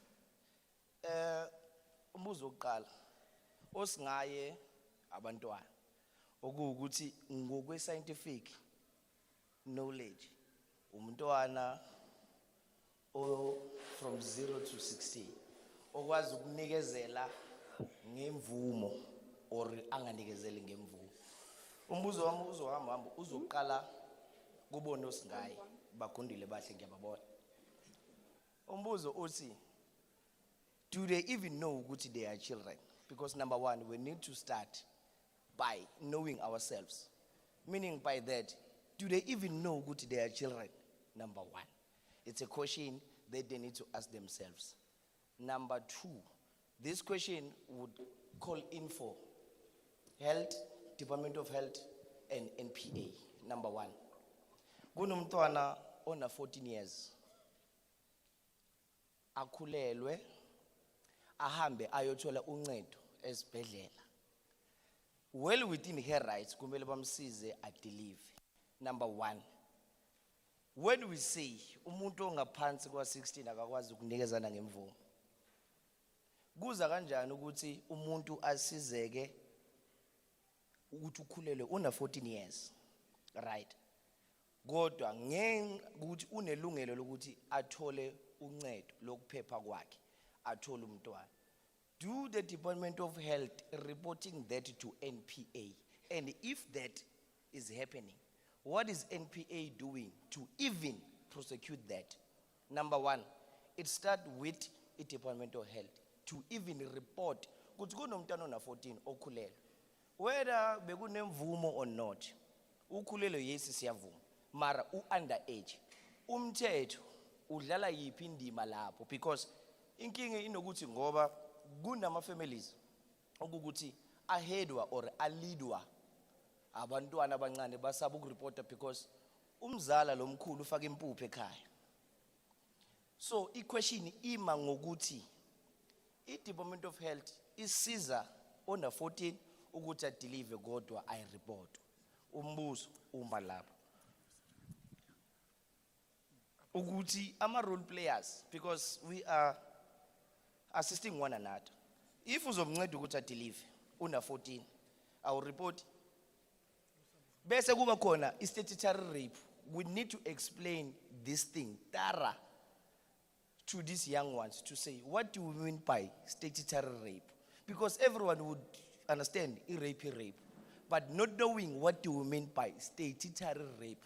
Meaning it becomes a statutory rape once it's reported. What about those ones that are not reported? Where else a Department of Health is assisting a 14-year-old to give birth?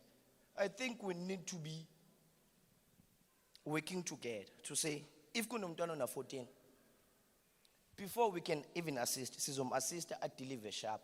Before simenzela ID, abe ne ID number or whatsoever, let us call in amaphoyisa to say, una 14 lo muntu, kwenzakale kanjani ukuthi azagcine ekhulelwe.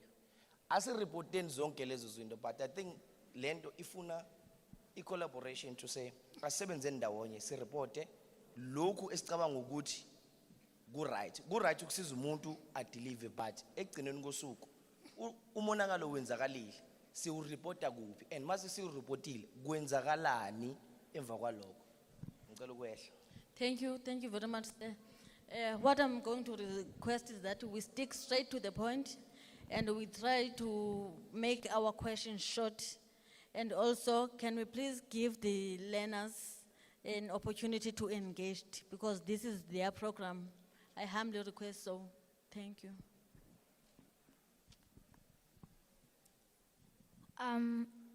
Based on the learners, if I may ask, what is the cause of teenage pregnancy? Is there anyone who has some information about it? If you do, please raise up your hand and open the mic.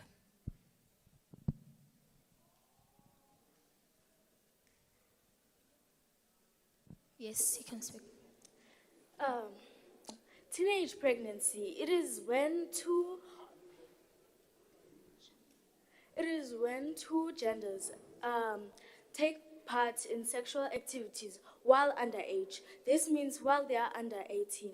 And also, it is very much worse when they are under the age of 16, where it is not consensual. Thank you, but I was asking the causes of teenage pregnancy. What causes teenage pregnancy? Yes? You can speak.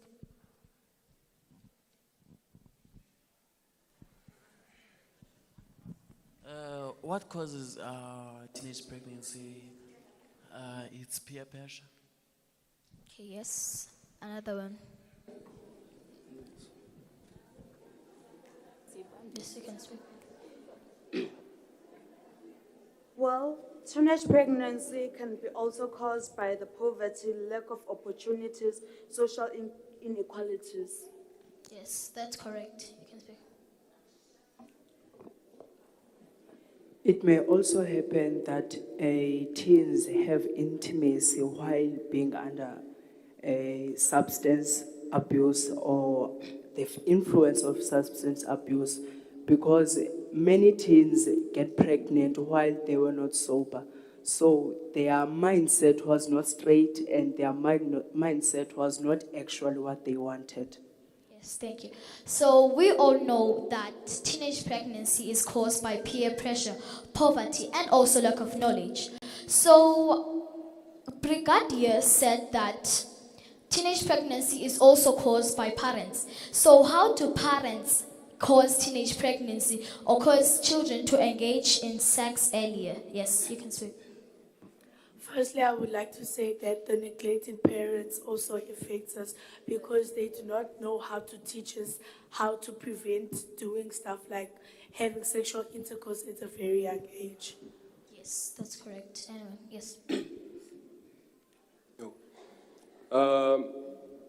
One of the factors that parents play a role in is the fact that they avoid the engagement with their children, engaging them into sex talks, making them understand the development in their bodies.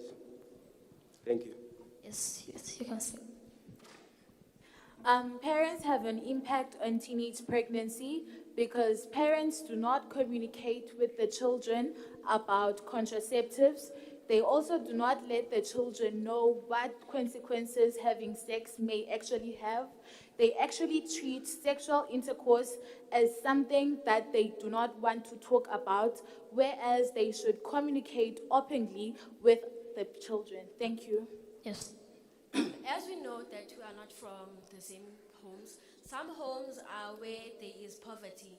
They actually take their youngest daughter or their daughter to get married to another family, and that's called early marriage. So during that, a female or a young girl is then impregnated with an old man, and that sometimes causes our families to be the cause of teenage pregnancy. Thank you. Yes.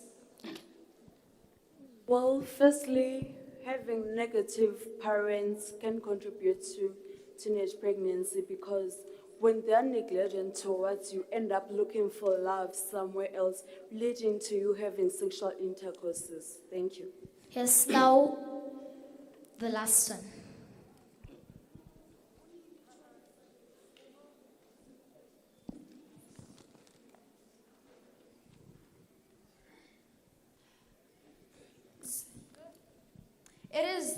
It is because that in some cultures, the children are being put on a pressure where the child have to marry with a older man than the child. Now we know that parents also cause teenage pregnancy because they are afraid of discussing sex problems because they believe that sex education alone encourages sex. So can some of you here explain to me what statutory rape is and what is caused by it or the effects of statutory rape? Anyone? Yes. I think the cause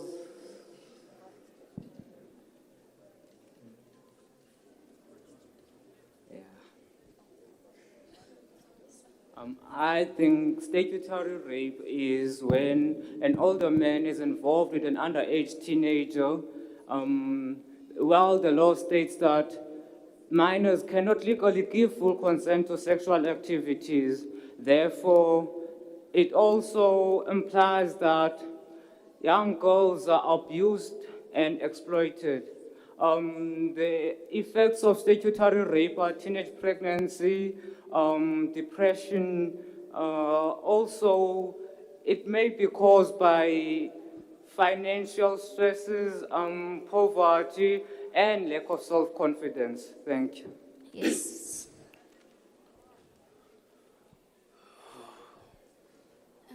Statutory rape is when an adult commits sexual acts with a child under 16. A child under 16 cannot give consent, so that's the rape. Yes. In my perspective, I believe statutory rape is the sexual intercourse between an adult and a minor below the age of consent. And consent is legally impossible when sexual intercourse has been committed when a girl is under the age of 16, according to the constitutional law of South Africa. Even if, regardless of the agreement that was made between the two people. And it is mainly caused by the lack of comprehensive education about sex.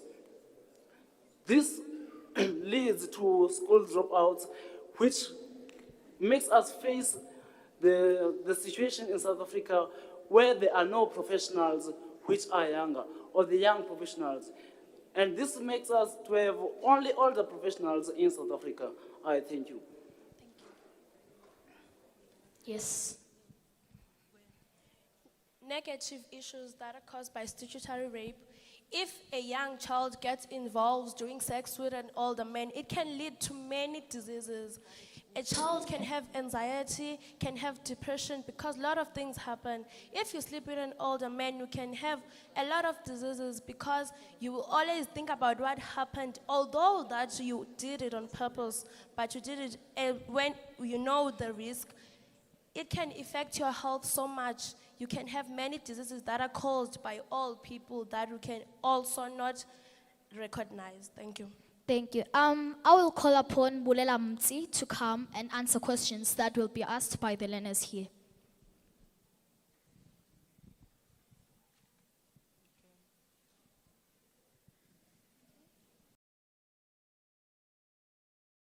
feel free to ask questions or some what they need clarity on. Yes.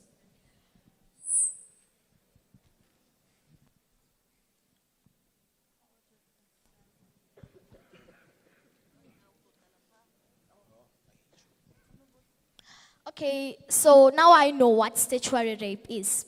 If I may ask, what are the consequences of teenage pregnancy based on the topic? Clearly you have knowledge, yes.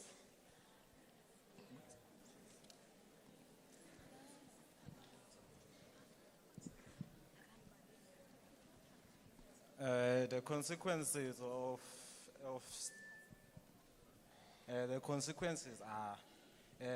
a child can drop out of school due to being frustrated and don't have a confidence. So what would other learners think of her or him? It can also lead to a younger man.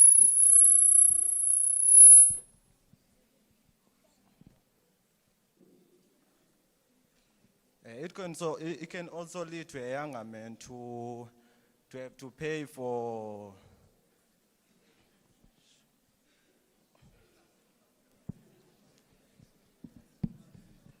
financial support. We know that a younger man cannot actually afford to pay for financial support for a child.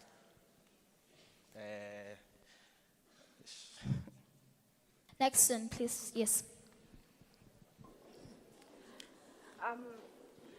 Consequences of teenage pregnancy.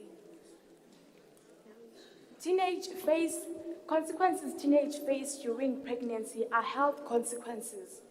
Adolescents are not fully mature to carry a child, leading to heightened health risk for both mother and child. There are also educational consequences. Teenage pregnancy is not just an increase in teenage mothers, but also an empty desk at school. Beyond physical risk, teen mothers highly face stigma and also high rates of depression. I am certain that no child should bear adult medical and emotional burdens before maturity happens or before their brain functions properly. Thank you. Thank you. Sorry. Ndicela kube abantwana bonke babe nikwe chance. If ever kuthathwa one on that side, ndicela bonke, because on this side abantwana bakoko bephakamisa izandla. Okay. After you done. Here are some consequences of teenage pregnancy. Teenage pregnancy can lead to financial problems. Other teenagers can also get STIs from sleeping with an older man, and consequences of teenage pregnancy can also lead to school dropouts and lead to lack of jobs for teenagers. Thank you. Okay, if I may ask, to teen mothers, what do they face as the teenage mother? What are the things that they face during their pregnancy or after pregnancy? Yes.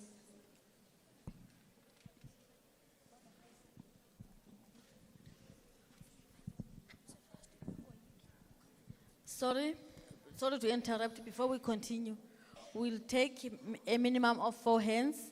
Then we get to answer to those ones. Then move, take another 4, so that there is an order. Ne? Thank you. Teen parents face more than just health risks and other things. They may face emotional stress, like they may face depression and anxiety due to stigma and new responsibilities.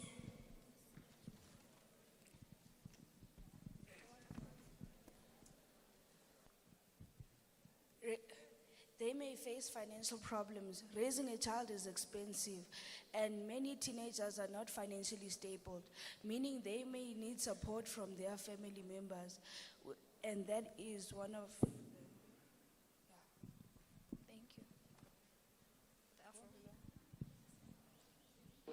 They may face postpartum depression, and it may lead to health risks for her and the baby.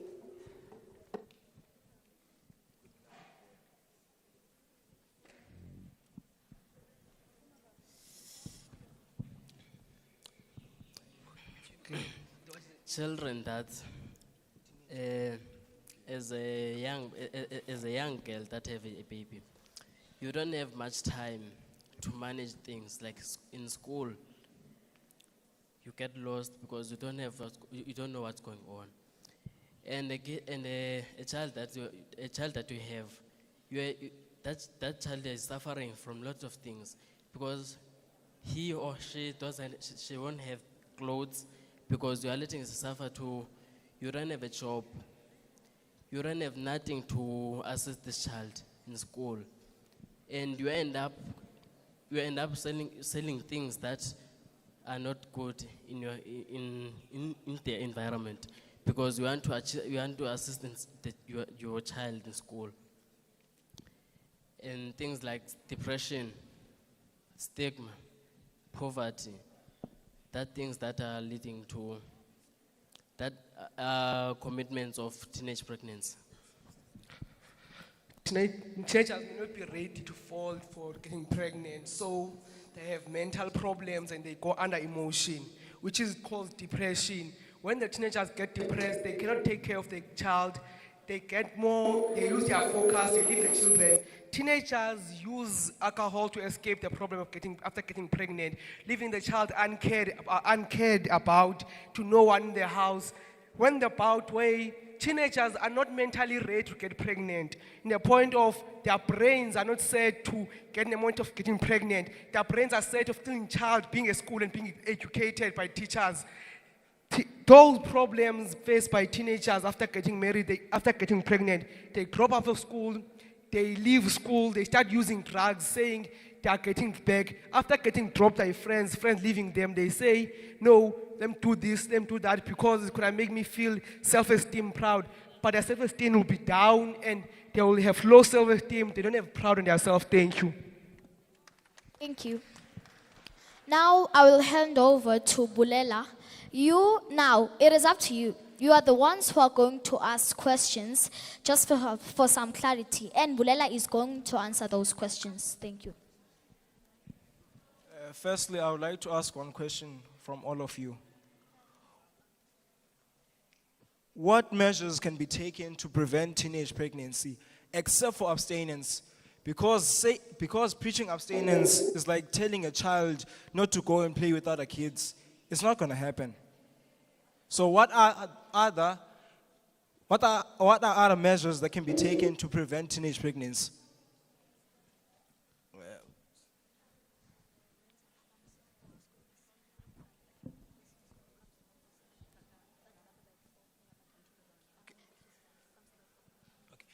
I will call only four persons, people. First, 1, 2, 3, and 4. First, I will come to your side. Yes, you're the first one. Please stand up. Second, third, and fourth.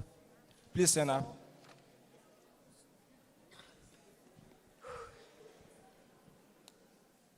You're the fourth one. Yes. Yes. Please repeat the question. You have a question? Please repeat the question. Repeat the question. Yes. What are the... no, I was calling him.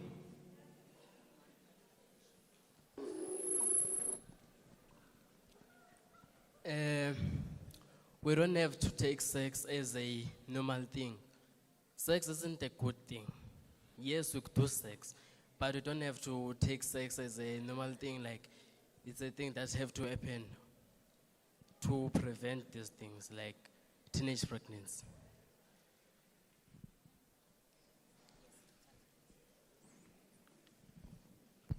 Giving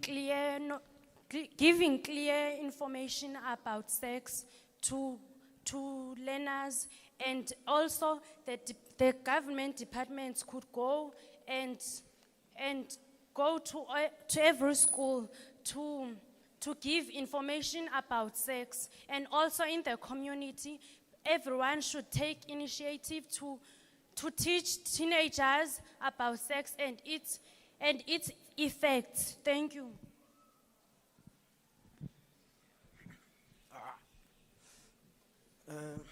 The only way to prevent teenage pregnancy is that families should play a crucial role on teaching how to prevent teenage pregnancy, often like to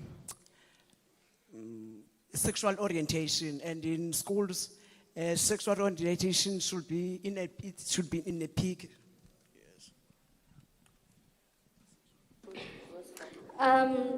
The government can allow any adults to be able to report whomever that has sex with a minor and teenager, not forgetting the fact that children around the age of 11 years can get pregnant. So I do suppose that there should be contraceptives that will be available for them as they are younger.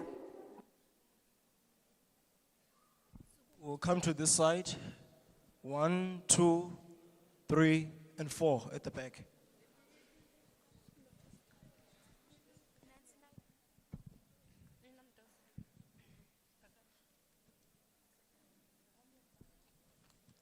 Well, first we can start by involving legal enforcement and police involvement. The law must protect minors. Police play a big role by investigating cases where a girl under the age of 16 years falls pregnant, because this is classified as statutory rape. Under South Africa's law, even if the relationship was consent, the law assumes a child cannot legally consent.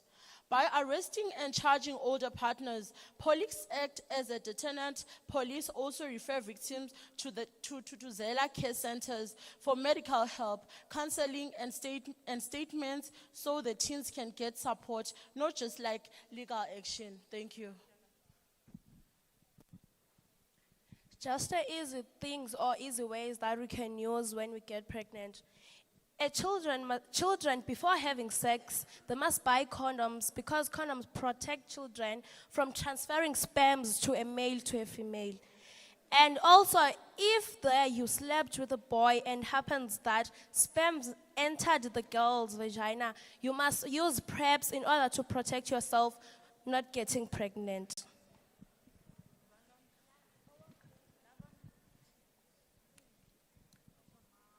I would like to quote from Nelson Mandela, who said, "You can use education to change the world." I think we should use education. Let the Department of Health do an outreach program, going to every school, teaching about the causes and consequences of teenage pregnancy. With that, we could help the world be better with less teenagers being pregnant. Thank you.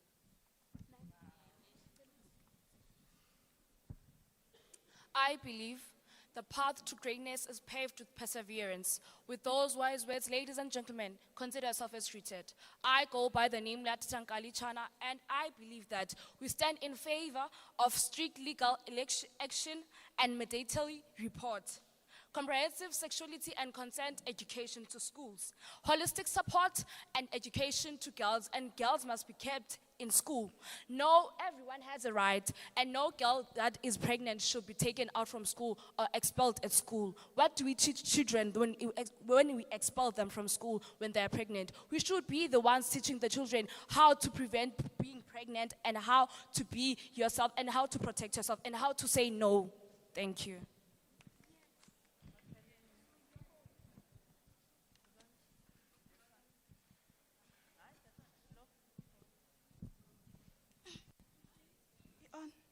Sure. I would like to say that in our communities we have what we call inqiyo, where all young girls are taught how to behave. So I think to prevent teenage pregnancy, each and every young girl is actually each and every young girl can join inqiyo, so that we can prevent teenage pregnancy far as possible. Thank you.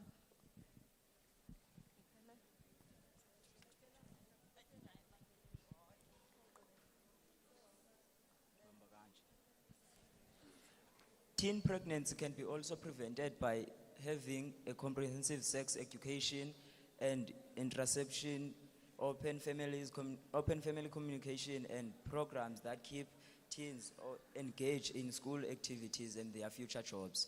Thank you. Thank you. You were the last person for this question. Guys, please settle down. It's an opportunity for us to discuss, but let us discuss in a respectable manner.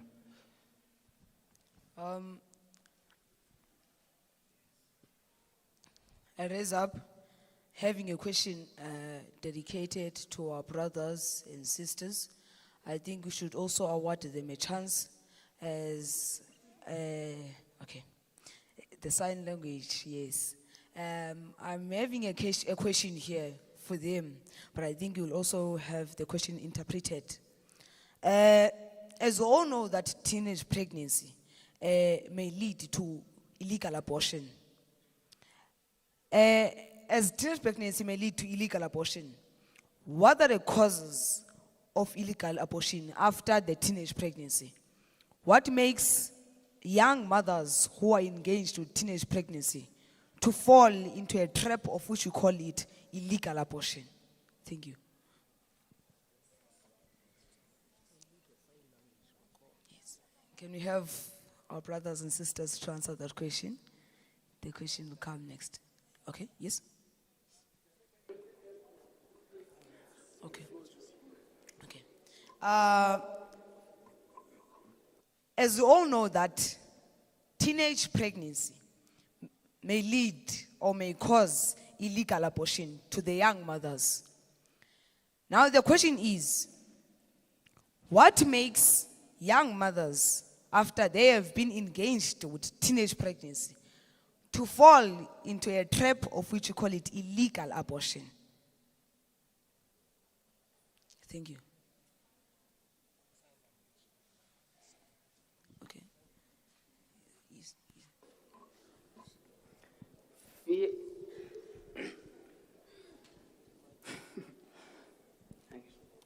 Lack of confidence, fear of being spotted in the clinics can cause teen mothers to consider illegal abortion as a choice.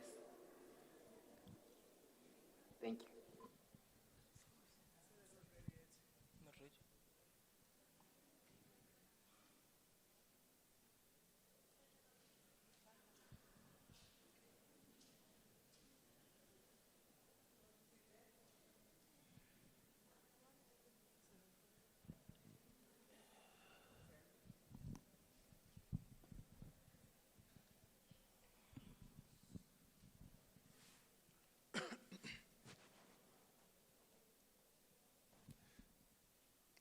They normally do illegal abortion because they're not ready to be parents. And the fear of their parents of finding out about them being pregnant. That's all, thank you.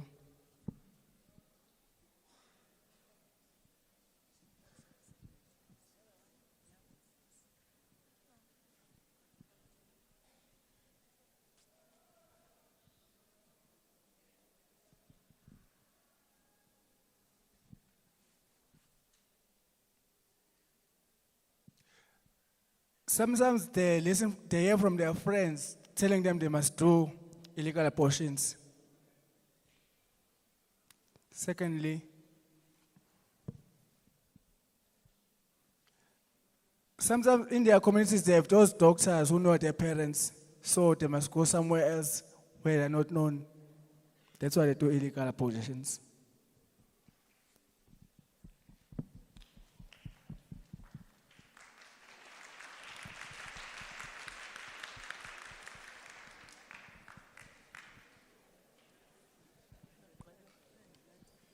So the floor is open to you to ask questions to us. Okay, we're gonna do two this side, two that side, two on the straight row. So I'll have this school, the person here, the far person there, yes, yourself. May you please stand up?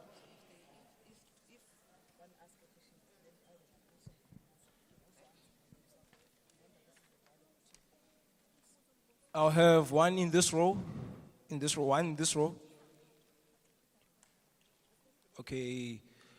The second person from the back, this one. Yes. Then I'll have, okay. Okay, I'll have you. Then I'll have one from, okay, I'll have you. Then you. Please stand up. Then I will request if any of you have the answer to the question, don't be afraid to raise your hand and answer the question. You may go. As we all know, statutory rape in this country is a crime. Now, my question is, should we focus more on punishing those who break the statutory laws, or should we focus more on helping the pregnant teenagers secure a better future? Thank you.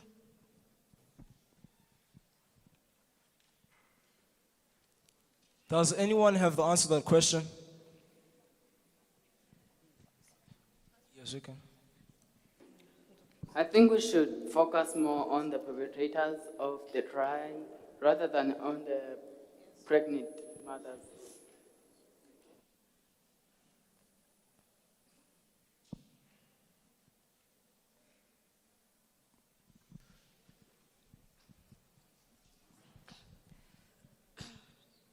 I'd like to ask you, why is it still called statutory rape even if the younger person says yes? Okay, yes, you. Do we have the answer? Okay, you may go. According to Criminal Law Amendment Act, statutory rape is a crime because the law deems the minors legally incapable of consenting to sexual activity regardless of whether they agreed. So it doesn't matter if they agreed or not, it is still a crime according to the law. Okay, is your question answered? I'll have where's the third person I called? Yes, you. For the third question? So, is it a crime if the adult goes to jail but the teen is left with the baby, no education and no support? Please repeat your question. Is it justice if the adult goes to jail but the teen is left with the baby, no education and no support? Okay, does anyone have the answer to that? Okay, EU? Yes. I think yes, it's still a crime, though the adults might still. Huh? Oh, okay.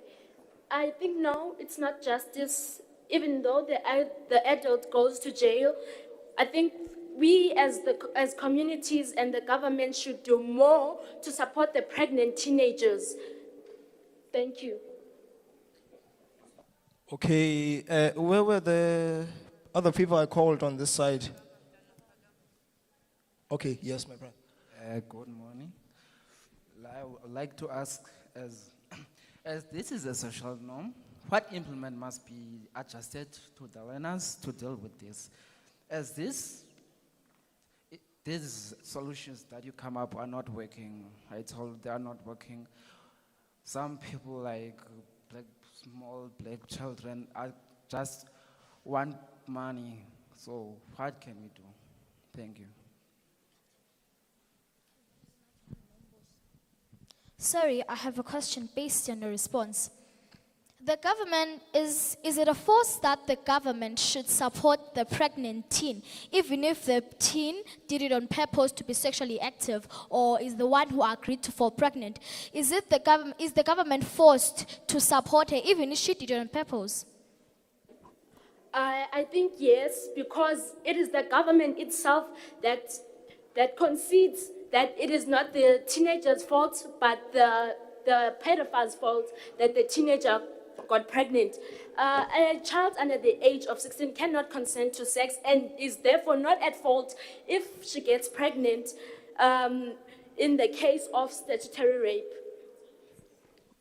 Okay, you? So may I ask, if the two genders decided to do copulation, which is sexual intercourse, who will be blamed between the two? I would like to answer your question. The person who's going to be blamed is the person that is older.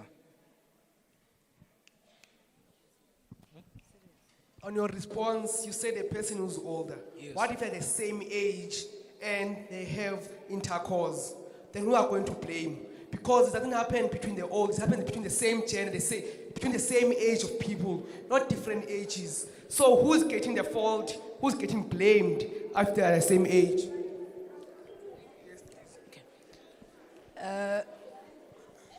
On that note, on the point that you are on who is going to be blamed, can I ask a question?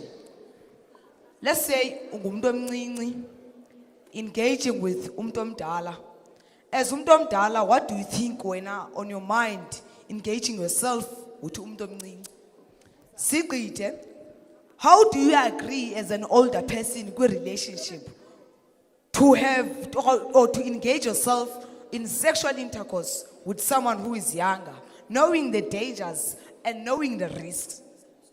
That is why the blame is sometimes or morely put to the older one, because the older one should be the one advising good things rather than engaging himself or herself with younger people.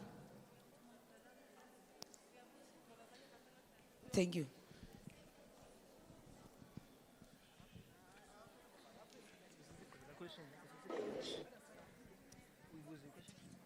Can I please talk with your response? You are going out of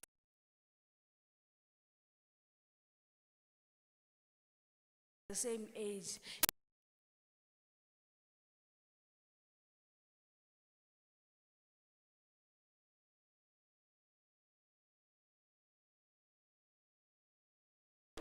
Okay, I would like us to shift from that question because we do not have the answer for that. Oh, you do have the answer for that? Okay, you? I think if they are in the same age, I don't think that is called a statutory rape. Okay. Does anyone have another point from that? Yes. Yes. You on the far side?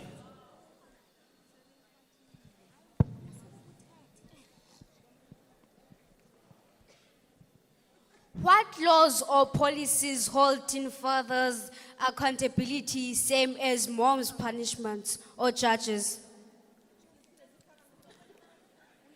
Sorry, we're still focusing on this question.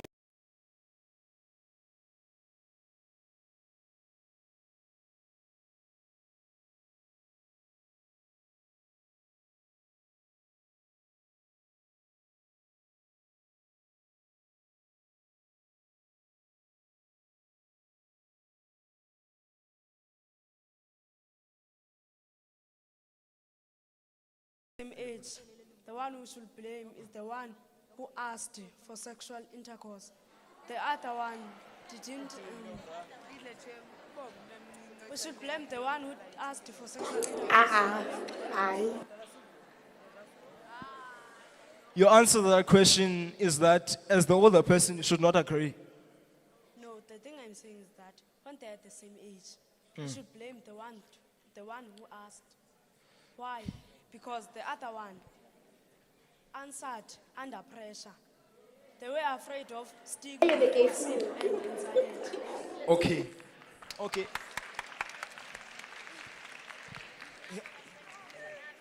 Okay, I would like us to move from this question. I would like to move from this question. I want to ask a question to us as us as children, right? As we know that we have reached the age that we are starting to date, right? And yeah, I guess yajola ke bras into ngadlaliyo. So, apha ekujoleni kwethu siye sithethe nabantu abadala ngento ezenzekayo ukuthi na That is my question. Why? Why don't you talk to your mother or your father about what is happening in your life? Not necessarily your dating life, but in your life. Why don't you talk to your parents when you are entering the stage of sexual intercourse?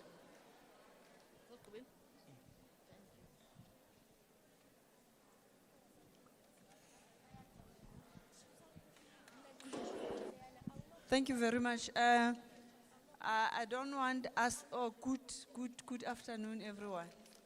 I don't want us to leave any stone unturned. The discussion has been coming very well, but I just observed that there is a lack of understanding in terms of consensual sex. That was the question that was just asked now. If it happens that you engage in sexual intercourse and you are on the same age, both of you equally, you are or you have transgressed. If we open a docket, the other one is the suspect of the other one. So there is no one that have initiated first and therefore is the one that have started. We take statements, we take warning statements, and then we take the docket to the prosecutor. The prosecutor will decide. It is an offense to engage in sexual offenses, even if you are on the same age and you are young.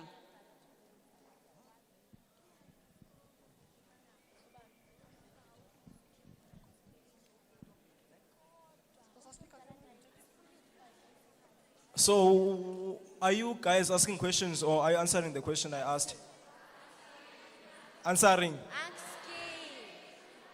Which one is it? Asking. May you We want to please repeat answer the the Okay, question? we're gonna take the last 4 persons who are asking questions. Sorry. Can you please answer your question first? Oh, you want to answer my question first? Yeah, I want to answer. Yeah. Okay, 1, 2, 3.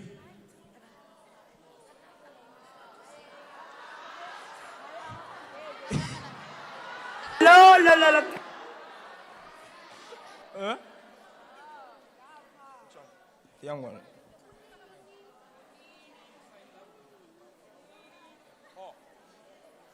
Sign language. Huh? Yes. Okay, it's 1, 2, 3. I'm not sure which one. I'm asking a question.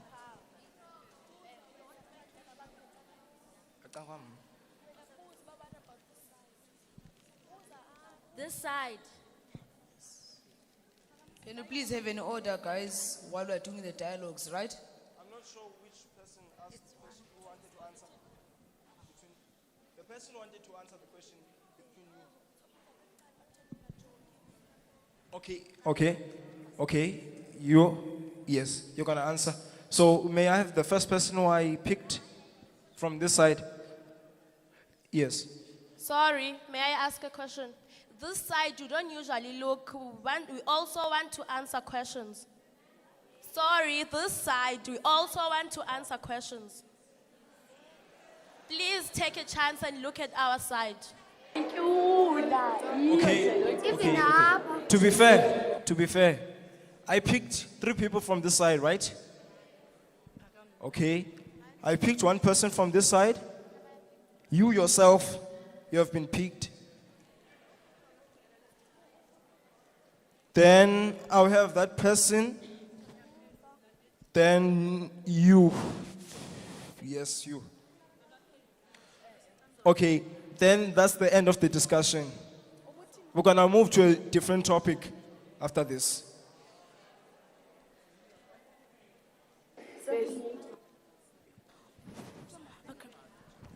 Well, I would like to ask a question. If the law says 15-year-old can't consent, then my question is, how can the society help those already pregnant without adding shame? Without what? Adding shame. Yes. We must still answer the question.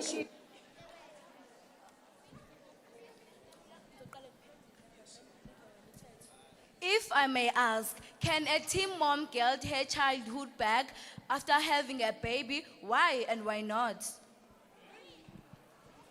Please repeat your question.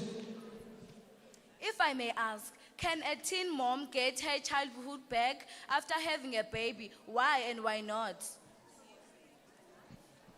Do you guys have the answer to that question? You. I say no. After having birth to a child, she will have to take care of the baby. She doesn't have time to take care of herself. While she's still a child, she still has to focus on her child's well-being, her child's development. So I think she cannot get back to her childhood. So thank you. Okay, guys, we are left with only 5 minutes, right? So I'm sorry for those who I have not picked, but I would like us to shift to a different topic. We were supposed to do 2 topics today. This topic is drug. Okay, I have 3 questions for you. What is a drug? What is substance abuse? What are the effects of substance abuse? 1, 2, 3, Bolela the other side. 4, 5, 6, 7, 8, 9, 10.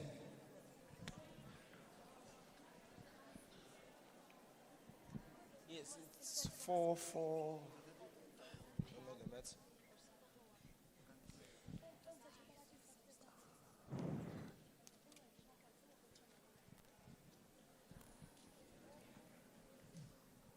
Well, I will answer to the question where you said, what are the causes of substance abuse? Substance abuse is caused by peer pressure. When a teen is getting influenced by his friends, saying you must take drugs to be equal to us, you must match our standards, and the social media that we watch. That is the cause of substance abuse.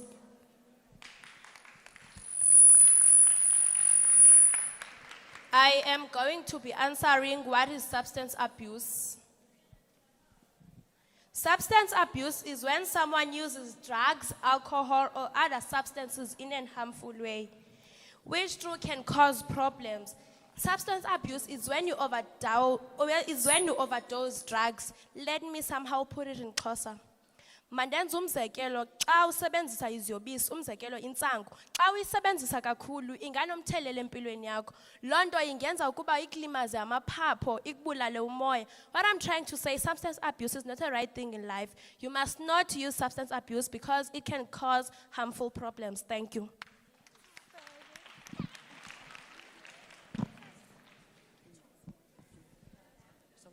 One from this row, the person I picked from this row.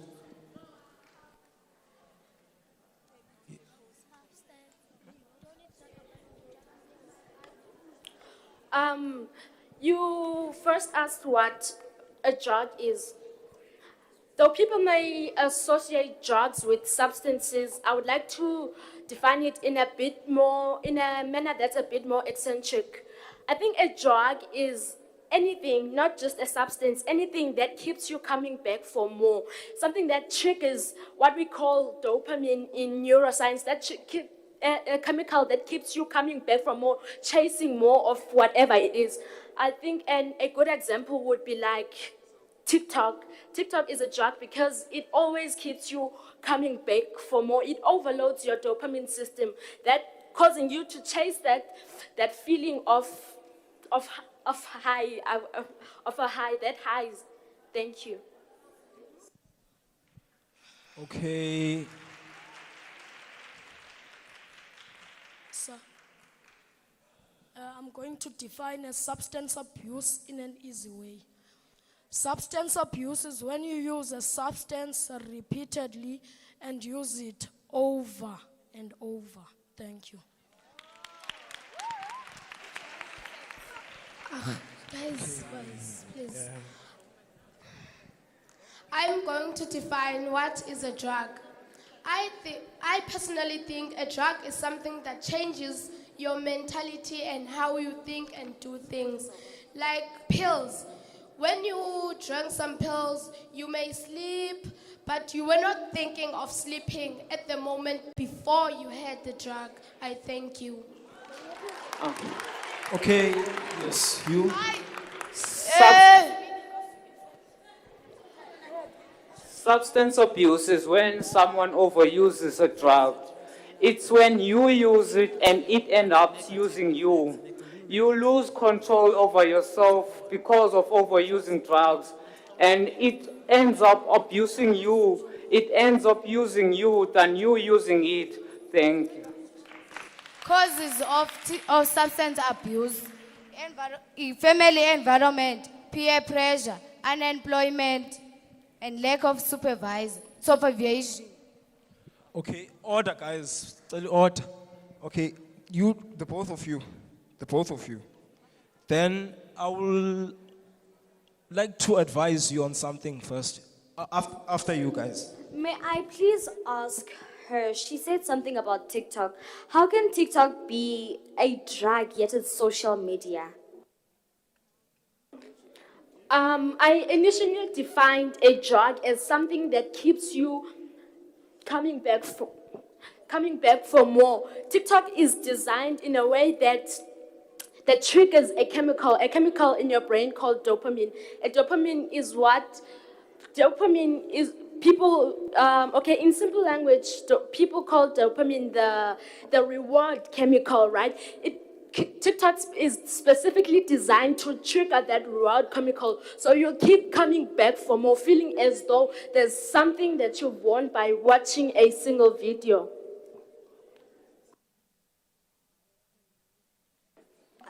I'm still asking that, as it wants you to come back for more, is it that's one video you've watched, or is it not designed for people to keep posting their videos so that they may be showed on social media and stuff like that? Okay. TikTok is a product of what we call capitalism.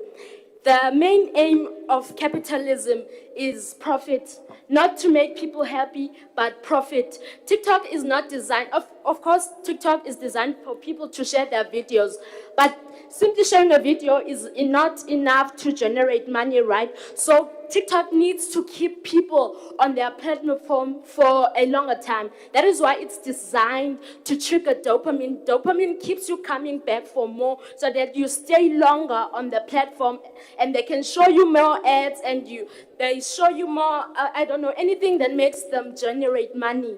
Thank you. Excuse me. Since we were on effects of a drug, all I've been hearing were negative effects of a drugs. But you people also use drugs, like grandpa, even if people are in hospitals, they always use drugs. If you are in pain, you use drugs. All you have been saying were negative effects of drugs, but you do not think of the positive effects of drugs. Okay, I have been informed that the time for our period has come to an end. So I would like to ask 2 questions, and I want 2 people to answer. No more, no less. I'll ask 1 person from this side, 1 person from this side. I'm not gonna state the question first. You, okay. From this side? Okay, you. The question is, sir, what are the solutions to teenage pregnancy? For you, what are the solutions for drug abuse? Ladies first.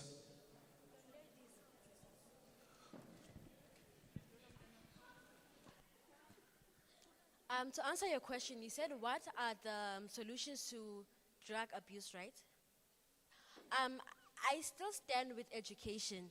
If we know what the consequences of drugs could be, we will know to not use them in a wrong way. Because we know that drugs are the things that we use. We use drugs in a simple way, like when we have a headache or a stomach ache, we use drugs. But substance abuse comes when you use them in the wrong way.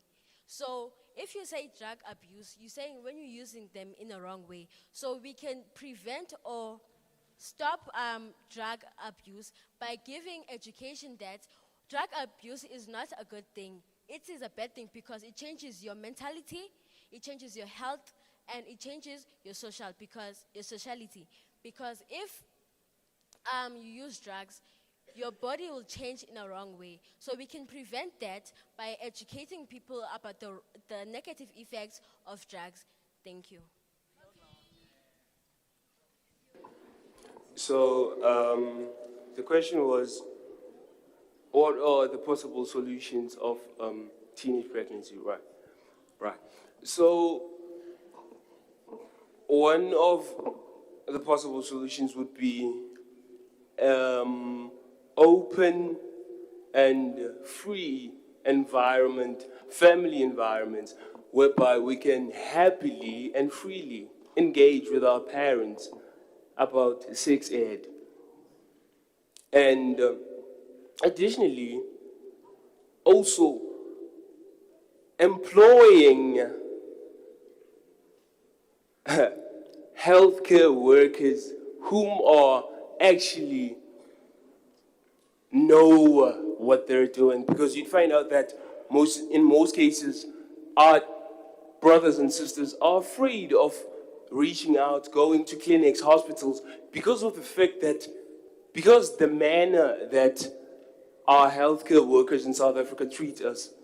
There are videos on social media platforms where they would imitate the treatment that we get in healthcare institutions. So employing people who are devoted to what they'll be doing, not some people who resorted to healthcare as their last option. Because now we end up being afraid of reaching out, speaking out even about some things that bother us as teenagers. I thank you. Thank you, guys. Your participation is really appreciated. I'd like to pass it to the program director. Thank you. May you please give yourself a round of applause, please? You guys did a very good job, and personally, I learned a lot from you. But I actually learned them from you. So now I'm going to give Mr. S. Mbikana, the Junior Provincial Commissioner, to respond. Yes, thank you.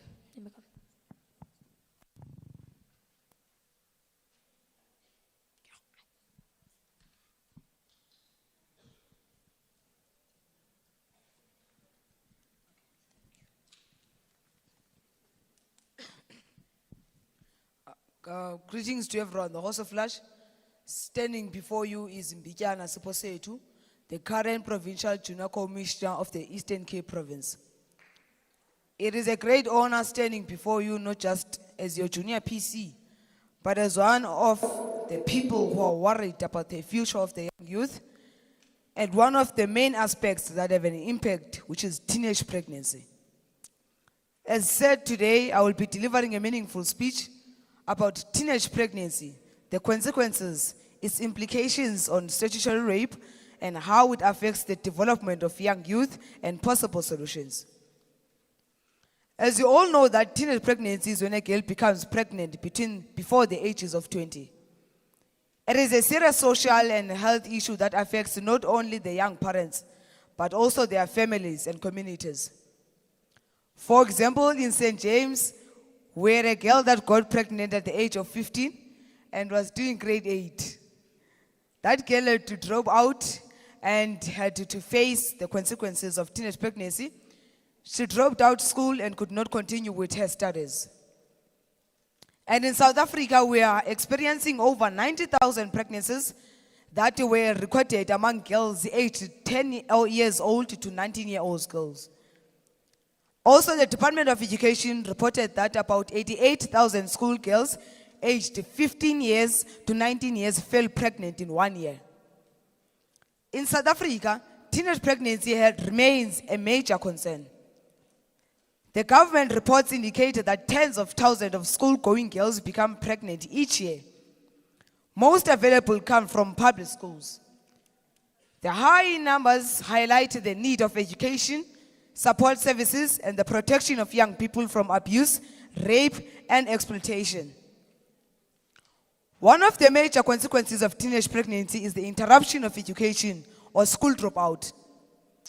Many teenage mothers struggle to continue with their schooling because they have to take care of their babies. As a result, they may have fewer opportunities to achieve their career goals and become financially independent. Also, it can lead to illegal abortion. Teenage pregnancy can also have negative health effects. Young mothers are at a high risk of complications during pregnancy and childbirth. In some cases, babies may be born prematurely or have problems after they are born.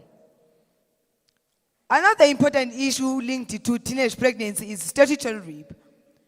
As you all know, that statutory rape occurs when an adult engages in sexual activity with a person who is below the legal age of consent. Even if the younger person appears to agree, the law recognizes that they are not illegally able to give informed consent. Cases of teenage pregnancy can sometimes reveal situations where young people have been exploited or abused by older individuals. Teenage pregnancy can also affect the emotional and social development of young people.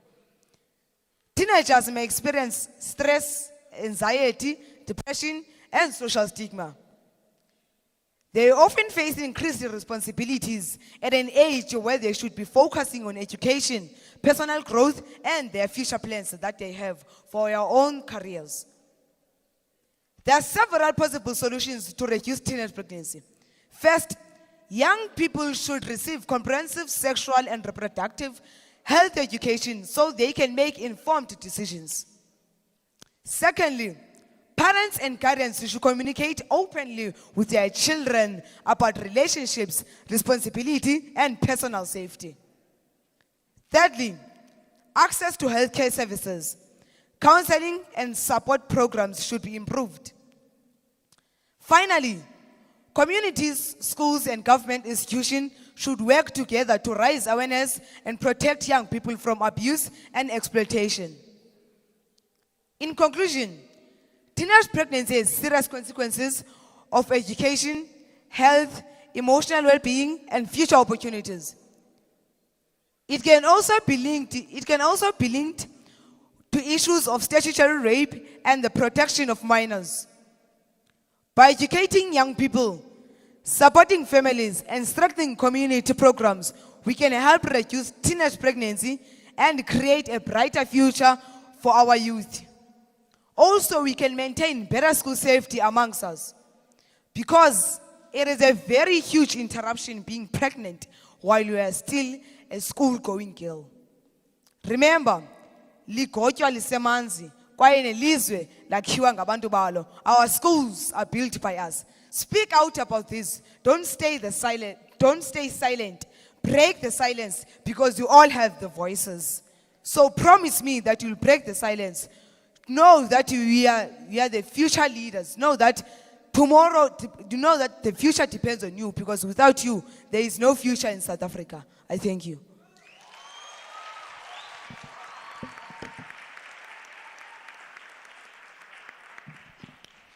Thank you. So I would like to call upon Mr. Y. Platter from the Department of Basic Education to do the responses.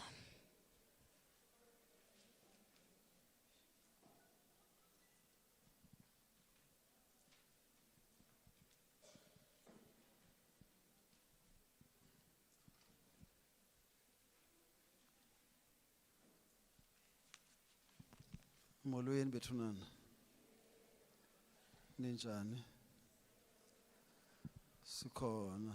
My greetings to the program directors and to all the management of Saps, Mayor, inkosi zethu bethunana, somthonyama. Kubantwana bonke bethunana abaze host zethu namhlanje. Ndiyanibulisa bethunana nonke, molweni bethunana. Senikuvile konke, all has been said about teenage pregnancy and substance use. And it is said by the learners themselves. It means, therefore, us as the education, we have got a lot of work to do. And as the department, we thought we are doing it, but it means we are not doing it. In each school, we have got a life orientation educator. In each of the high schools, in each of the primary schools, we have got a life skill educator who is supposed to take through the learners of the health-related issues, to who must make sure that learners are taught about the relationships. Learners are taught about their gender sensitivity. Learners are being taught about substance abuse. All those things that can damage their bodies and even their self-esteem. All the issues that has been raised here are the matter that should have been discussed in schools, in a life orientation class, or in a life skills class when we talk primary schools.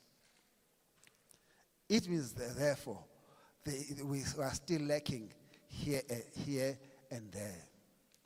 We understand, program directors, that our schools at times, they are pushing a curriculum. And we are lacking in terms of empowering our learners, in terms of making sure that they take care of their health. Now, what is the way forward? One is that we have got these stakeholders, we have got parents that are mentioned here. Parents are mentioned here as their role in terms of mitigating against teenage pregnancy and substance use. And you know, our parents, uthi umntana xa ekhula entshula amabele athu mama yu selana exhala unomsa untshula amabele. Notata athi ngoku xa imbona lo ekhula emane ebhesa abe nexhala, but abenzi into ngaloo nto. So it means, therefore, we need to make sure that we have got the parental dialogues. In our midst, we have got our director for stakeholder management, Mr. Chris Mting, and in Bonge up, Chris is. So and I think we need to mobilize a parental dialogue together with our stakeholders. Again, I'm sure we need also to invite our life orientation educators and ask them whether what are we doing wrong? What are you not doing at school? What are you supposed to do at school? What is the attitude of learners towards the life foundation? So that if there's a gap, if there's a gap, as a department must fill that gap. So we need to do that. And lastly, we have got learners themselves. Learners themselves who must take a responsibility to make sure that they protect their bodies. You must take a responsibility. And you always talk about your rights and forget about your responsibility that you need to protect your body. Nobody must touch your body. Nobody must touch your body. And I always make an example. A person will come to you and touch you. Akubamba apha ebeleni. And wena xa ikubamba apha ebeleni uyabaleka. Akunyathele enyaweni, you run away. If you ukunyathele enyaweni, you don't run away. Awubaleki, because he will keep on chasing you. If ukubamba ebeleni, you don't run away. You don't even move an inch. You just umkhomba uthi uyabona susa isandla sakho apha kum. Susa isandla sakho apha kum bhuti. You don't run away. Xa umane ubaleka ukulandela, umane ubaleka ukulandela, why are you running? That means you need to have a positive self-esteem. Into wrong. Into wrong. So don't keep on running. Ungayithethi into ongayifuniyo uba yenzeke emzimbeni wakho. This is your body. And esuthula ulimala emphefumulweni. And ukulimala komphefumulo kulimala kwengqondo. And ukulimala kwengqondo kulimalwa komzimba wakho wonke. And loo nto izawulimaza your family. And family, ukulimala kwefamily kulimala isizwe. Kuthiwa isizwe sinje ke is because iqale phaa kuwe. I thank you.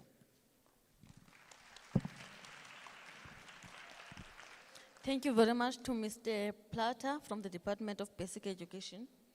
I will now call upon Ms. Tekwana from the Department of Health for her responses. We humbly requested that the next speakers may please not exceed 5 minutes per speaker. Thank you.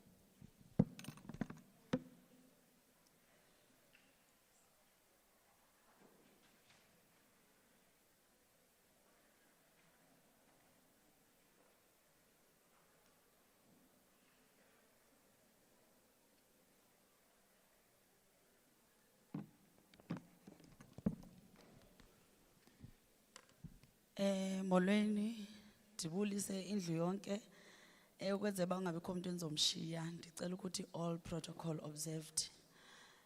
My name is Asanda Tekwana from Mount Frere kwilali ekuthiwa kuseDangwane, working under Department of Education as a professional nurse primarily, but as also acting MCWH under Umzivubu sub-district. It is an honor to be here. I love abantu abangaka so much because I have everything to offer to them. Thank you very much, SAPS, for this invite. Single Department of Health, we are honored. And this would dwell much on the topics because the Bonili audience YAM is well informed on everything. Consequences of teenage pregnancy, implications of statutory rape, how it affects the development of young people, and also possible solutions. Siyayazi sonke teenage pregnancy and also implications zayo on the teenagers, that is specifically the young mothers, because it mostly affects omama more than otata, because most of the time they are mostly absent. We have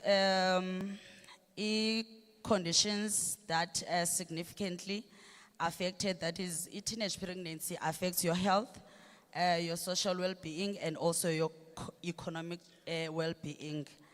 And ndizongena kakhulu kweli cala lika medical and health risks for both the mother and the young child.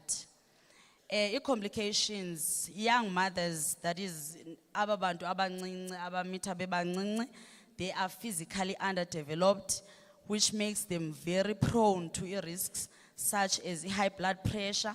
Siye sithi ke thina ke pha ekhayeni lethu yi-preeclampsia, that is, uzibone sele une-pressure le ide ikuxhuzulise. Not high leyo makhulu bethu azibone bila athi une-high, but wena uzawuxhuzula and eventually you die most of the time. Ube ne premature labor, that is, ubeleke ngaphambi kwexesha ngoba umzimba wakho usemncinci for ukuthwala umntwana to term, that is, umthwale for 9 months. Obstructed labor, amathambo wakho mancinci for ukukhupha la ntloko. Most of the time you'll realize into yobana abamama abancinci, that is the teenagers, babeleka nge-operation, that is nge-C-section, because amathambo wabo mancinci for ukukhupha umntwana naturally. For the infant, that is umntwana lo omncinci, those babies that are born to teen moms face a high risk of low birth weight, that is due to the preterm labor. Uyakwazi ke uba njengoba ezalwe before time, azalwe ene-weight encinci kunale ibalulekile okanye le esiyaziyo uba umntwana funeka azalwe enayo. I-developmental delays, fumanisa uba akakhuli normally like other kids, efana uba ziyakhula ngendlela akhula ngayo, uba ne-delays yena, then eventually naye uyakwazi usweleka due to ezi complications ezizimentionelweyo above. Umother womntwana has little to no knowledge at all for baby care, so that impacts on the care azoyifumana umntwana and also on the well-being of the mother. So now lo mntwana ufumanisa uba akana proper guidance on caring for this child and also no proper guidance on caring for herself. So eventually loo nto leyo ingaba affecta bobabini. They can develop infection and they can develop malnutrition. Sidibane nomama ongondlekanga nosana olungondlekanga, and that usually leads to death in severe cases. We have maternal mortality, that is ukusweleka komama. Complications during pregnancy and childbirth are a leading cause of death for girls ezincinci, that is aged between 15 and 19. So ababantu apa Alfrenzo sibane mortality rate that is very high, and mostly xa sesi-analyze statistics sifumana most of these mortality cases are teenagers because of these complications that I've mentioned above. Particularly in developing regions, mostly, that is we are one of those regions. We have social and economic consequences. As I bechilo UPGC wenu, what bana education interruptions is one of the economic consequences and social consequences. Teenage mothers are significantly more or likely to drop out of school, that is sometimes and most of the time, xa ngabe ukhulelwe ukule age yenu, uyayeka isikolo, ufumanisa uba awuna support system enough ekhaya, which leads you to into yobana uyeke ufunda. And that can severely limit future employment opportunities zakho, uzibone ungakwazi ukufumana umsebenzi because you have less education. And then we have a cycle of poverty. Restricted job opportunities often lock young mothers and their children into an ongoing cycle of financial instability and social inequality. That is nizibone nihlelelekile ngokwasekuhlaleni because you are less fortunate, that is anithathi ntweni financially ninalo mntana wakho ngenxa yoba wayeka esa sikolo. So the cycle goes on, laa nto yobana wena uye wa-disadvantage, now it goes on to your child as well. We have also mental health, as previously stipulated by izithethe esezithethile. And then we come to causes and prevention. Mostly causes nizitshilo zonke, but then ke ndizawuzirepeata so that is zingene for emphasis as well, so that nithi nibuyela emva zibe zihleli apha entloko, because sometimes omnye umntwana uzothi hayi andizumamela umntwana wesasikolo mna ndiyayazi ba ithini le nto, so at least mhlawumbi xa kume lo sisi ohloniphekileyo ethetha the same thing, and then maybe you will grasp it and then you keep it in mind, uyazi ba it's the D thing, ne? So now we come to the key causes of teenage pregnancy, that is lack of comprehensive sex education. Anifumani lwazi oluphangaleleyo about sex. Laa nto ibithethwa ngumhlobo wenu into yobana mhlawumbi xa nifika kwi-health facilities you don't get to open up, okanye ii-clinicians enifika kuzo azinixeleli clearly about what you need to know. I-barriers to accessing contraceptives, ufumanisa uba aniyi ezikliniki okanye xa niyile ezikliniki niyofuna izicwangciso enizifunayo anizifumani. Child marriages, okwakwendiswa kwabantwana abancinci okanye ekuthiwa kukuthwalwa, one of the factors that contributes to teenage pregnancy. Child sexual abuse nayo contributes to teenage pregnancy.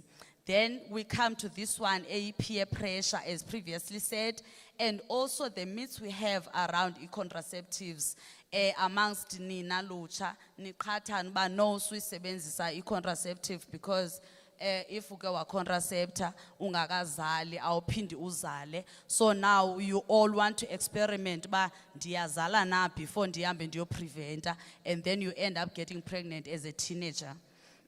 And then you also have social media influence, which is a huge one, but I feel like it's given less attention because most of you are exposed to social media and you trust everything that you come across via social media. So sometimes some of that knowledge there is not, are not facts because they are not proven, but are just izinto ezipostwa ngabantu for popularity as well. And then we come to preventative strategies.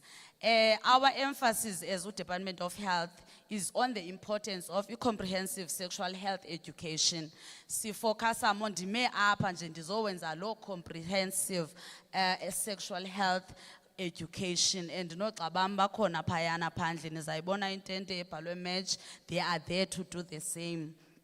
Because we feel like if we educate you and then you have enough knowledge about sexual reproductive health, you will be able to go out there and make informed decision, which will mimic a teenage pregnancy rate. Confidential access to contraceptives. That is, abantwana, we should be allowed to access contraceptives confidentially. Bazali, if bakona bazali apa, ndicela sibanikeze that right of accessing services contraceptive confidentially.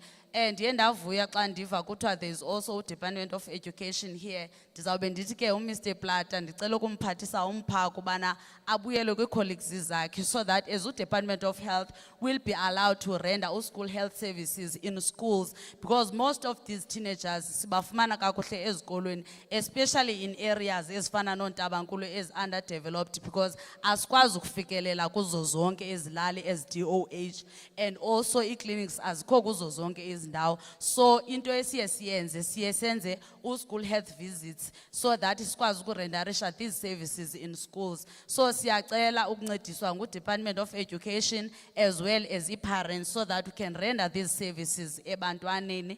And most importantly, we should do strong equal protection of young girls against sexual violence and statutory rape.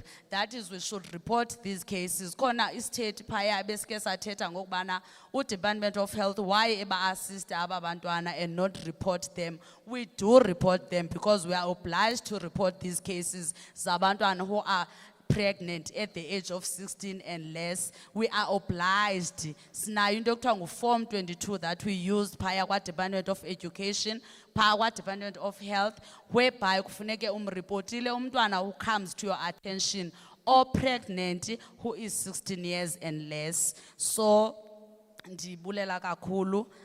Thank you.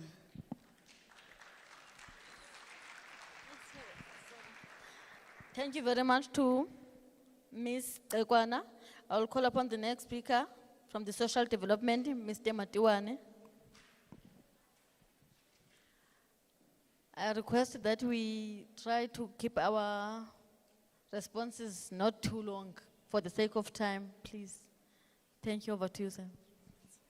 All right, inkosi ke program director gama umawande Matiwane bandingabisabulisa ke mandime phezu kwemibuliso ibisele yendlaliwe. Inye ke into esizayithetha apha singu social development asifuna uphinda into bisayithethiwe. Phakathi kwezinye zezinto ezibalulekileyo kufuneka sizenze okanye ezithi zenzeke kuni xa kuthe kwabakho statutory rape. In the course of time, umntu uye abe traumatized. Uba traumatized ke ilanto yoba ne-trauma, which is ukonzakala kwengqondo, uba nosebenzisa amagama alula. Yabona ke xa kwenzakale ingqondo yakho ne-level of thinking yakho yachaphazeleka kakhulu.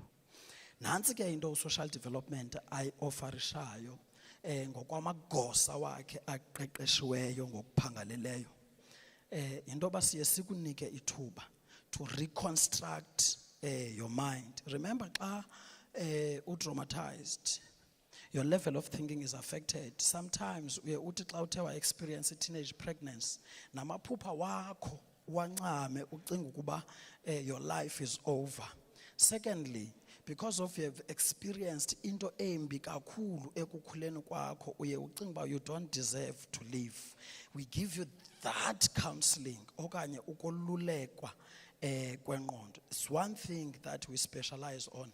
Right on ma kwingalo yami yasekunene kukho itafile pha enelapha elimhlophe ngonontlalontle abaya. We specialize in that of reconstructing your life upon experiencing undesirable things in your life. Xa ndizawuhlala phantsi mandithi sodolophu, abantu esidibana nabo sele begqithile kweli zinga lobuntwana, sele umntwana 20 years, 29, 35, ufumanisa uba wayenziwe into esele engumntwana, akayithetha yangcwatywa phaa kowabo. But this thing keeps on playing in her mind. It becomes so bad. The counsel that I want to give here before I sit down, noba ngubani othe wakuhlukumeza ngocansi, speak it. Whether ngutata akho, umalume okanye umama akho okanye uanti, ubrother wakho, yithethe. Noba ngutishala wasesikolweni, noba ngumfundisi, bayathanda uqhasha ke sodolophu abefundisa. Noba ngumfundisi, once enze into ongayithandiyo, yithethe. If what is going to happen after that, hayi akanobanjwa utata, sizawutya ntoni apha ekhaya. Don't worry about those things. Makabanjwe xa ethe akenza into, xa ethe wenza into wrong kuwe. One of the things that you live with, unforgiveness, ubukraka obungaphakathi enhliziyweni. That's why you must come forward. Sikunike i-counseling. Ndiyabulela.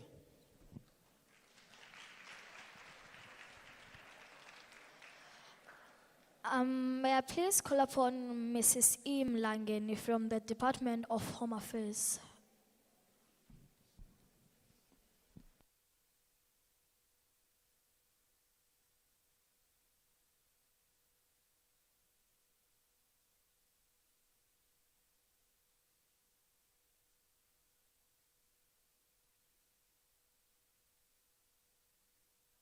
Good afternoon.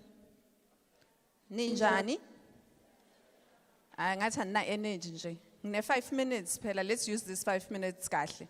How are you? I'm good.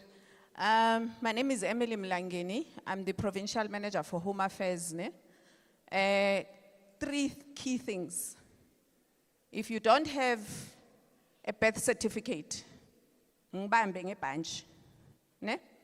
If you don't have an ID and you are above 16, talk to me. And then if you have an ID that you have not collected, you are above 16 and you have not collected that ID, and you've applied for that ID, speak to me as well. Bantwana bam, there's one thing that I need to explain to you. In these 5 minutes, I want to explain to you the importance of your national identity. A birth certificate is what makes you seen in this country. We recognize you as a South African because we give you a birth certificate upon your birth. Now, if you don't have a birth certificate, it means you are not able to then access other amenities that government has to offer. Secondly, if you do not have a birth certificate and you are not yet registered, it means that we need to get you registered under what we call a late registration of birth.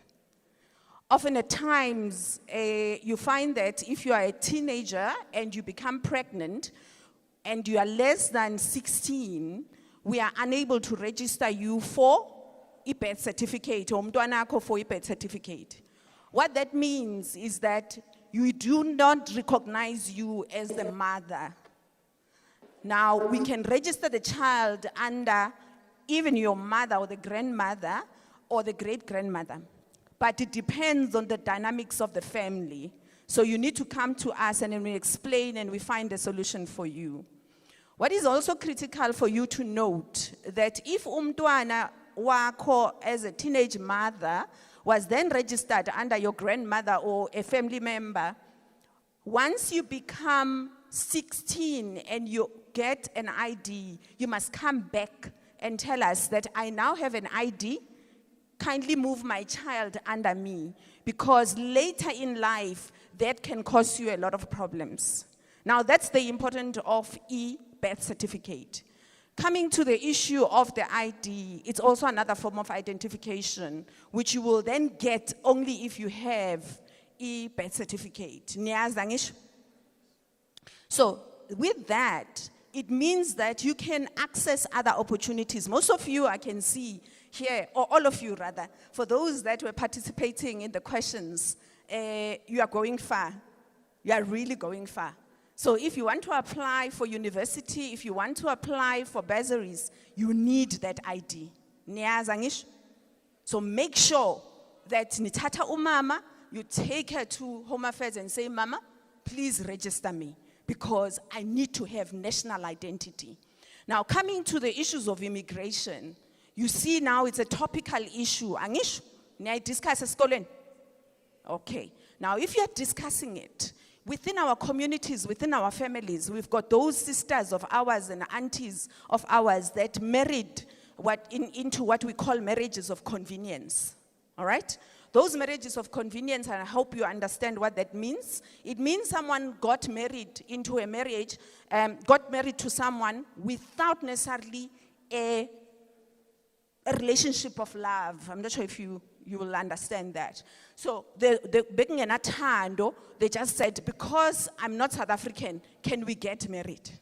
All right? So that I assume the citizenship yako, my partner, in South Africa. Those are problematic. You've seen on TV, people are rushing to programs and saying, please release me from this marriage. All right? Those are illegal, bantwana bami. If you enter into that, it's an illegal act, and you can be in trouble because of that. So I'm not going to spend much. I know the program director has not yet come to me, but those are the three key things that I wanted to speak to you about. It's important that you have a birth certificate, which will then graduate you to an ID. Once you've graduated to an ID, there are so many opportunities for you. And with that, it's what we call you are securing your national identity. Lingering on the issue of social media, it's important that you secure your ID and your birth certificate. Uzibambe ngathi imali yakho yokugcina, because we've seen where people will be happy that I secured an ID, I'm happy, and they post on social media. That can cause you a lot of problems because people can steal your identity. So can we then refrain from abusing that national identity and putting it on social media? I know you're happy to get an ID, but don't post that, because someone can steal your identity and you'll be in trouble in terms of fraud. I thank you.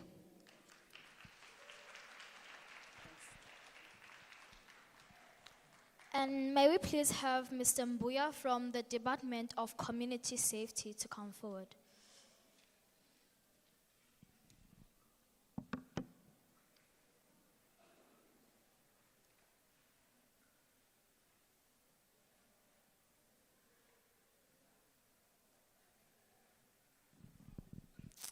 Mulweni,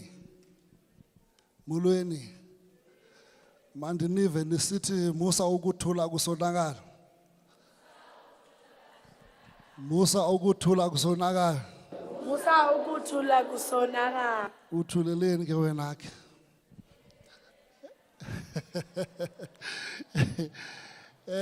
Bafundi, bantu abatsha, it's time to break the silence. Ziyanika ezi zinto kodwa anithethi ngazo.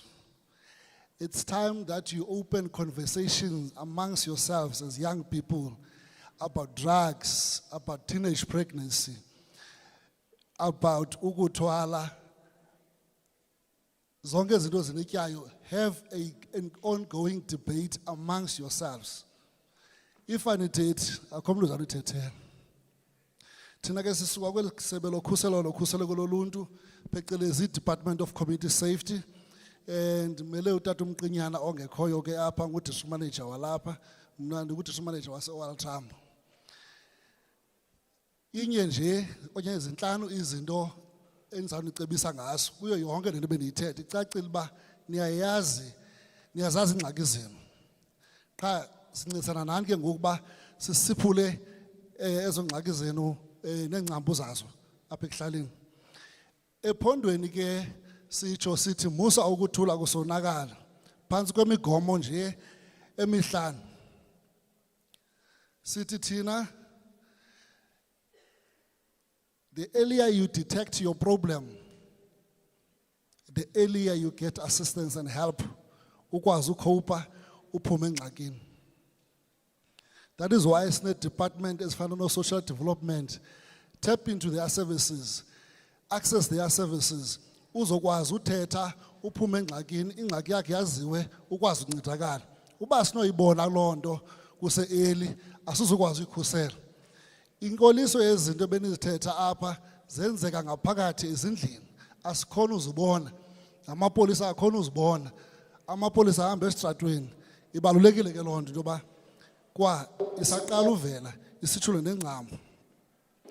Thina ke sikho kwigaba lesibili elithi effective criminal justice system.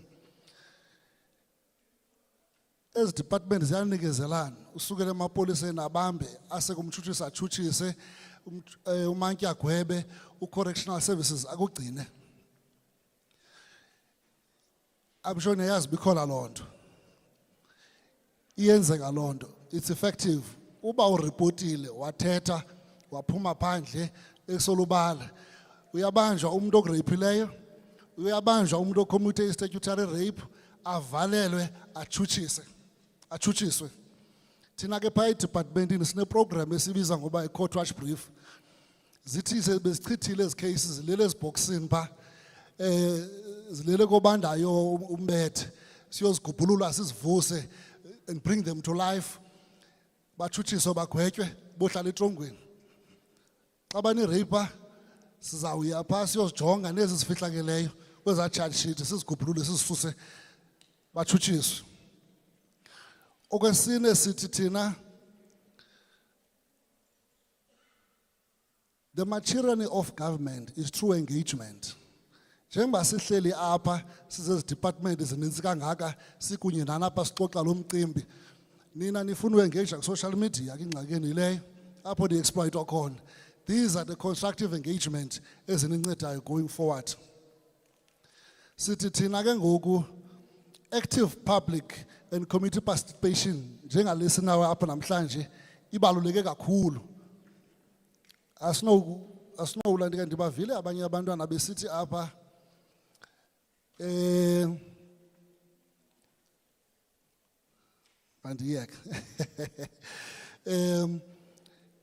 this is an example of effective and integrated service delivery. Njengoba nizibona ezi department ezilapha namhlanje zize kuni zizoninceda ngale nto. Abanintsi benu ndiyeva bekuthethwa kamandi apha kuthiwa omnye ngujunior commissioner, omnye ngujunior cluster commander yintontoni. That is active citizenry, active participation. As young people participate kwizinto ezidlumzi ezingqamene nani ni provide solutions. Again nje ukugqibela abantu batsha, organize yourselves and debate these things. Nina student representative council phaa esikolweni. Use that platform nixoxe izinto zabantu abatsha, ningabantu abatsha, ngabantu abatsha. Niyeke uzixoxa emacaleni zizokwazi uza ngaphambili ku-authority sodishana nazo. Inkosi.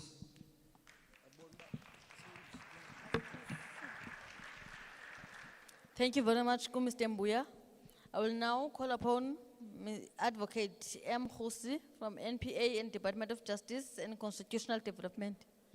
You will pardon me if I pronounced your surname incorrectly. Thank you.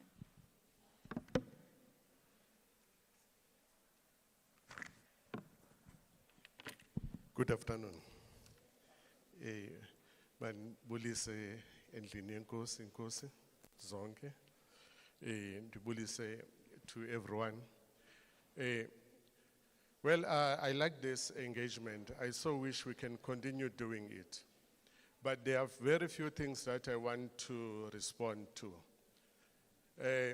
first of all, you are a child until you turn the age of 18 years, ne? Yeah, but even thereafter,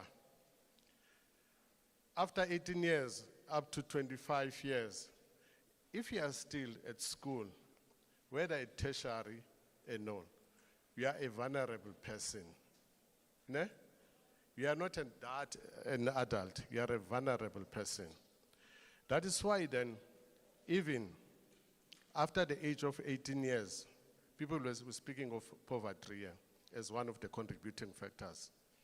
Even after the age of 18 years, you can go to court and apply for maintenance if your parents are not maintaining you. You apply for maintenance until uzokwazi uziphilela wena. Ne? It's not that at the age of 18, after the age of 18, you cannot go and apply for maintenance. Fine. Then, this age of consent is clear that it's 16 years, ne? But the age of getting married is not 16 years. The age of getting married is 18 years. There's a Children's Act, yeah, treating 18 years. Customary law, recognition of customary law, yeah, the age of is 18 years. One of the challenges, okay, when it comes to rape, consent in it and all the stuff, but understand that rape, I call gender specific. Nabafana baya rape, boys can be raped as well. Any penetration to you as a woman, whether it's umtafagumne or sebenza AP instrument to penetrate you, that is a rape. Understand? Then ni chilo nateta ngendaba ye poverty. Before say up, kuna doctor is sexual assault because ezinto ziqala kancinci. Then doctor is sexual assault, bamba mabele. Akho mntu uvumelekileyo njengoba bekhe yathetha apho uba makakubamba amabele. Umntu ukhe wakubamba amabele, your sexual organs, then your genital organs, lo mntu law is committing an offense. You can go to court and to police station and open a case. That is sexual assault. Then bekhona into okuthiwa sexual intimidation. Sexual intimidation. Umntu owenza izinto apha kuwe oku-intimidateayo, umbona uba lona ebefuna undlwengula ngale ndlela ebeyenza. Let's say uyahamba ngoku uya phaa e-bathroom and uyakubona uba uye phaa afike naye akulandela apushe ucango yazi ungaphakathi uyaku-intimidator, inspire the belief in you that uzokureyipha lo mntu lowo. It's an offense that you can go and open up a case. Then i-parents kule nto bikhe yathethwa what you call ukuthwala awuni-benefiting into xa kuthwalwa wena. It's only the parents that are benefiting ngokuthwala. Then le nto sithi sexual exploitation. Laa nto ii-parents zakho zikuyeke zikubona uba umncinci but ujola nomntu omdala. Zikuyeke because ziyayazi uba wena uma ubuya phaa kulaa mntu omdala you come back ne-grocery and all the stuff. That is sexual exploitation. Avumelane nawe nelobola knowingly that awukafiki kulaa age 18 years, avumelane bungathwala kuthiweni uhambe. That is umzali wakho is benefiting from your sexual exploitation. Nguwe ozoba sentlungwini and umzali wakho uza benefit. Then there's a duty to report. The duty to report is everyone. When you know or when you suspect that someone is being sexually abused, ne? You've got a duty to go and report. You report to the police or you report to the social workers. If ever up esikolweni zisekhona SRC members nendon, ngabona ba representa nini as a student. What transpires into ebonakalayo yoba uthi umntana wesikolo oba pregnant, i-parents zimkhuphe esikolweni just because uyabonakala ubu pregnant. And most of the time abantwana bareyitshwa emakhaya. Then ziyacela nina ni representa abanye abantwana esikolweni. You must report when you see that ubana akasezi esikolweni. Not that you're pregnant, naxa ngasezi esikolweni, you must report ukuthi ubani akasezi esikolweni, so that izophandwa loo nto uba kutheni ubani angasezi esikolweni nje. Abonakala buhleli phaa ekhaya, uhleli phaa ekhaya pregnant. Yeah, then one other thing which is very important, yoba, if it happens uba ureyishwe okanye kube ulale nomntu having sexual intercourse, unprotected one, or ureyishwe, you suppose uba uye esibhedlele okanye clinic ingaphelanga i-72 hours uzofumana laa nto kuthiwa yi-PEP, post-exposure prophylaxis. It might happen uba laa mntu ebekurayipa ngelaa xesha unesifo anaso, noba i-HIV or i-STI anayo. Kunyanzelekile uba fika ngokukhawuleza phaa esibhedlele uzofumana i-treatment ezokwazi ukulwa esifo ungabi naso, esebesithi ukuthela ngaso ungabi naso. Then abantu abaninzi bayoyika kuye court bayotestifya, more especially niyoyika kuye court niyotestifya neteam. There are measures esinazo as court ukuprotecta nina abantwana. Anitestify e-court, kwi-open court. Ikhona i-room ethile niye nibekwe khona nitestifye kuyo, since ke sinibukele TV ni phaa e-court. So kunyanzelekile nizivulile ezi case. And further, as case the statutory rape, ne-rape, ne-sexual offences, as expire, as nale prescription period. Ingaba kanti umntu wayereyishwe 10 years back, you can go to the police and open up a case. Ingaba oreyishwe 20 years back, you can go to court and open up a case. Lastly, someone uye wathetha ngeThuthuzela Care Centre phaa. We have Thuthuzela Care Centers here in the province. It's a one-way stop center whereby kukho ogqirha, amapolisa, onesi, i-social worker, i-psychologist, nabe-churches. Xa uthe wareyishwa okanye statutory rape esi, uya phaa, kwenziwa i-examination apha, kuvulwe i-case kwalapha, ufumane i-psychosocial treatment kwalapha, yonke loo nto leyo. Ndizothi meya nasalapha endlini yobukhosi, le Thuthuzela Care Centre i-Mount Frere iye yakwilist yoba izawuba nayo le Thuthuzela Care Centre. One of the Thuthuzela Care Centers izawuenrolwa kulo nyaka apha e-Eastern Cape. Benke ndane last year ngoNovember ne-communication no Mr. Gwili o-CEO yalapha. Wathi hayi banaso space, kaba kusasa kuzawufuneka ndiphindele khona. So ndiyayicela ke the stakeholder engagement uba nani nisilekelele kuloo nto sizabe sizama uyenza. Enkosi. Thank you everyone.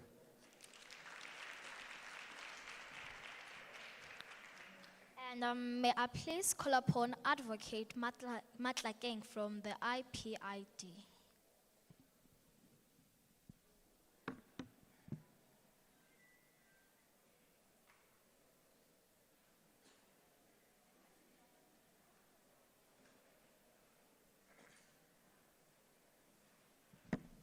Molweni, ninjani? Siyaphila. Advocate Matlakeng from IPID, or Independent Police Investigative Directorate. And ndilapha ndizothetha lento endizoyithetha pha ndizoyithetha ngesiXhosa. Kodwa ngandinhleki ngokuba isiXhosa andisazi. Ndiyasifunda. And futhi ndisakhangela umuntu ozandifundisa ndithe ndathi nda-advertise post awukho umuntu ovelayo. Kodwa ke ndiyazama kufikela ngoku. Ndithe nda-advertise apha ndithi he ukhona umsebenzi ngapha. Awukho umuntu ovelayo. Ndisakhangela namhlanje ke ndizofuna nincede. Ngoku ke into emna endibeka apha into ukuthi ndizonixelela nge-IPID andizothetha kakhulu ngoba into ezininzi enye department basithethile. Into endifuna niyaze IPID in short itsho ukuthi Independent Police Investigative Directorate. Tina, good department yethu si investigator amaphoyisa. Anizothetha ngento ezininzi, nizothetha ngqo ngento ye rape. Ezinye ndiyazeka ngoba asinalo ixesha. Si investigator I rape. If iphoyisa mhlambi nalo likomite I rape, investigator ngu IP'd. A police officer can be on or off duty while committing that offense. We are investigating it. It's not only that IPT is investigating. We're investigating other offenses, but for today, the phone is ngale ye rape. Rape, it can be also a statutory rape. Ndizoyenza umzekelo. Kukhona pa ilphoyisa lase Limpopo. The female police officer uye wa rape umntwana, statutory rape. Walala nomntwana omncinci. Wavalelwa wasentenswa ngenxa investigation eyenzwa ngo IP'd.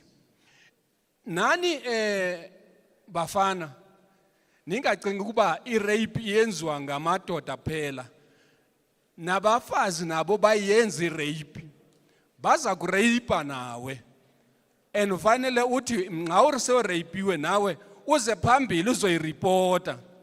Sinento ukuthi thina yazi ndikhule njengani. Sometimes sicinga ukuba nxa umuntu osifazana aza kuwe athi niyenze ucanti, uyithatha njenge opportunity. Uyithatha ngokuba uzawuthi hey ndindoda ke ngoku ndiyenza ucanti. Hayi izo affect mental. You must be careful of that. Ungayivumeli ngoba usesemncinci. Iza phambili uzoyireport.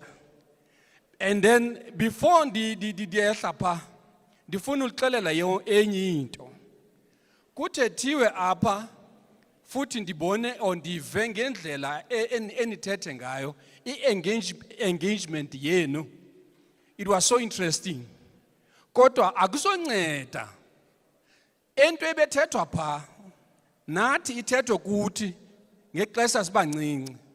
Ayikho into entsha ethethwe pha esikayaziyo. Sivile ngasesikhula kodwa kunento ezimbini enifuna uthetha nazo nani ngazo. There's a choice and decision making. Everyone is living by his choices and decisions that they are making. Kungathethwa into ezininzi kungafundwa kwenza ntoni, wafundiswa wenza ntoni. Your decisions and choices that you make are going to take you wherever you want. At the end of the day, you are the person who's supposed to decide on what you want in your life and make choices of what you want in life. We're not going to change you. A person, each and every person changes or make changes in his life or her life. It doesn't matter who's saying what, the choice is yours. The decision that you make, you are going to live with. Thank you so much.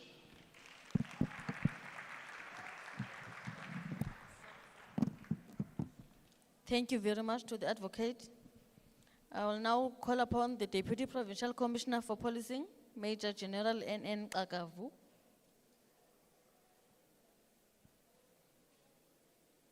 Thank you, General.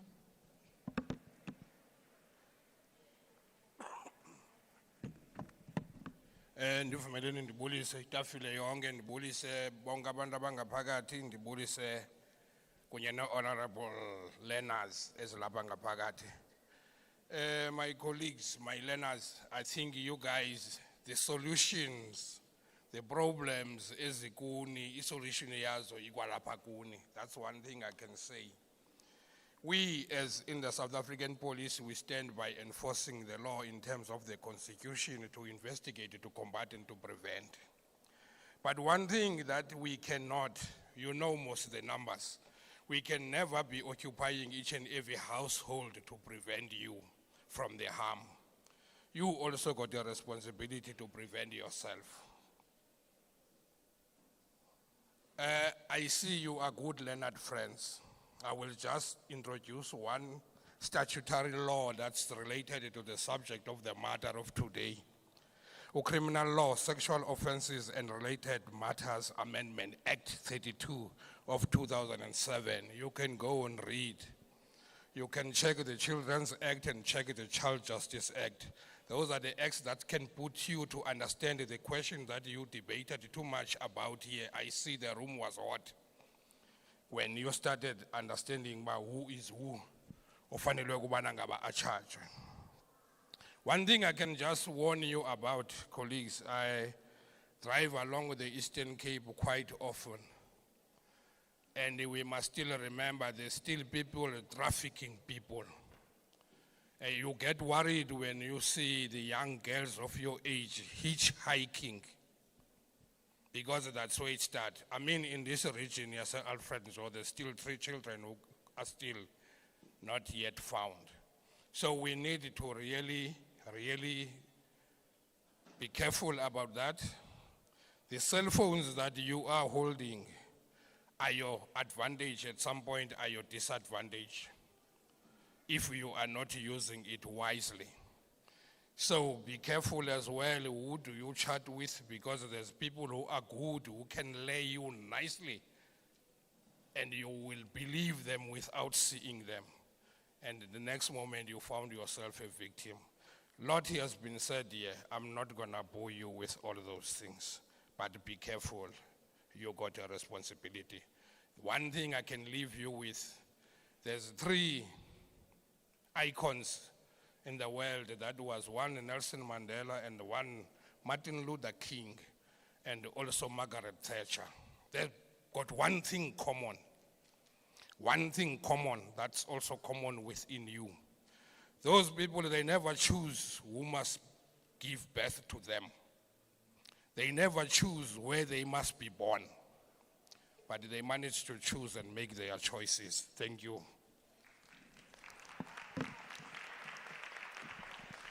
Thank you very much, General. Before I call upon our main address, the functionary for the day, I will request one item for the band. Over to you, band.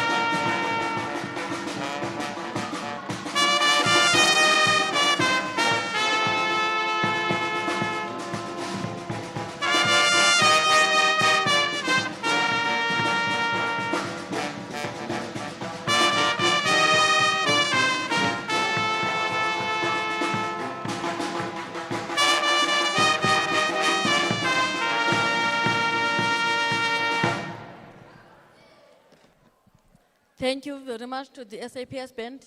Learners, please settle down. Please be seated. I will request that during our main address, we are all quiet and sitting down. Nobody will be moving up until the address is finished.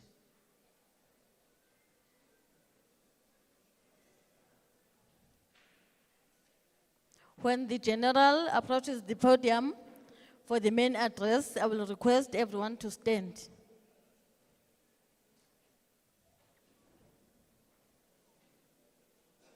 I will now call upon the functionary for the day, the national component head for family violence, child protection and sexual offenses, Major General M. Likhili, on stage.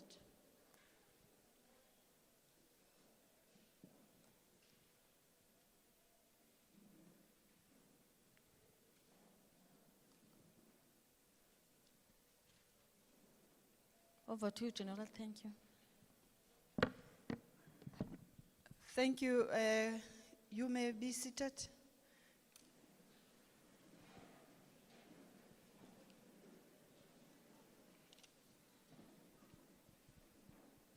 Let me take this opportunity to greet each and every person that is seated in this hall. I am Major General Likhili, the component head, family violence, child protection and sexual offenses investigation. I am standing here representing the South African Police Service. Let me first recognize the presence of the chief. I take it is Chief MG Diko. Chief, I recognize you. Let me also take opportunity to recognize the Deputy Provincial Commissioner, Major General Kakavu, if I'm pronouncing it, who is standing in for the Provincial Commissioner of the Eastern Cape, the District Commissioner, Major General Majikijela, senior officers that are present here, stakeholders represented, all the departments that are represented today, senior officials from those departments. I don't want to single out departments. I might be losing or not mentioning departments. The educators that are seated here together with the learners from various schools within the district, within the province of Eastern Cape, police officers, the community leaders, community organization, all people that are seated in here, I recognize you. Today has been a very fruitful day for all of us. Yes, I can see the energy levels are down now, but I must really take off my hat for this audience that is seated in front of me. Can you give yourself a round of applause for?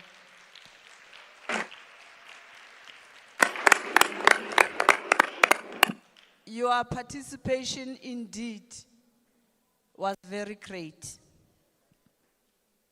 It was very great, and I was enjoying listening to you as you engage, because I could see that my work is becoming easy if I'm having those individuals that are able to advocate for children's rights.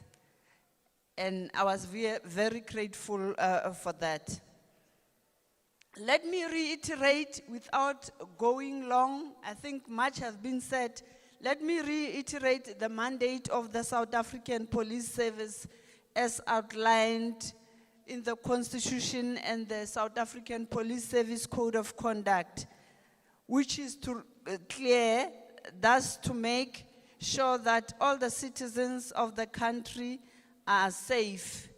And I must say, the prevention of crime remains very key to us.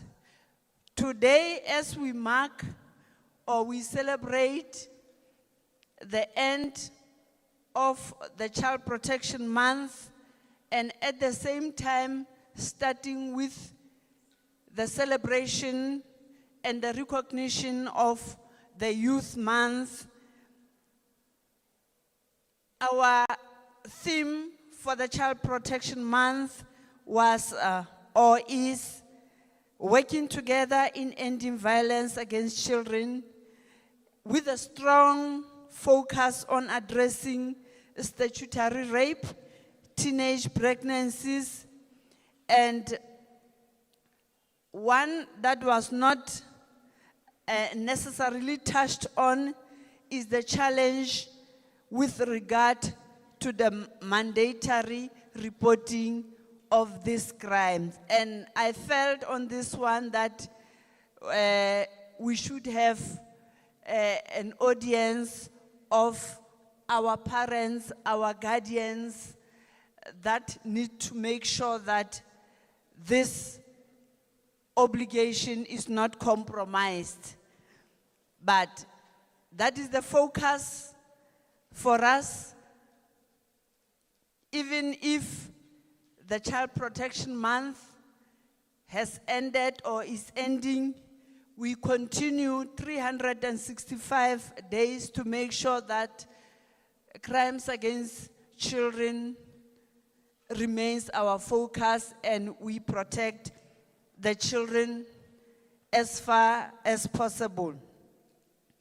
I will also highlight the measures that have been taken by the government in making sure that children's rights and children protection, crimes against women remains the focus. We talk of the NSP, the National Strategic Plan, that was established to make sure that all the government departments align with the strategy, come up with the implementation plan to focus on addressing issues of gender-based violence. The expansion of the mandates relating to the GBV, the Domestic Violence Amendment Act, the Sexual Offense Related Matters Amendment Act, the Criminal Law Amendment Act, the classification of the gender-based violence as a disaster, the amendment in terms of the Child Justice Act. On this one, I must say, as much as you are children, and we know that you are children, you don't have any right to hurt each other.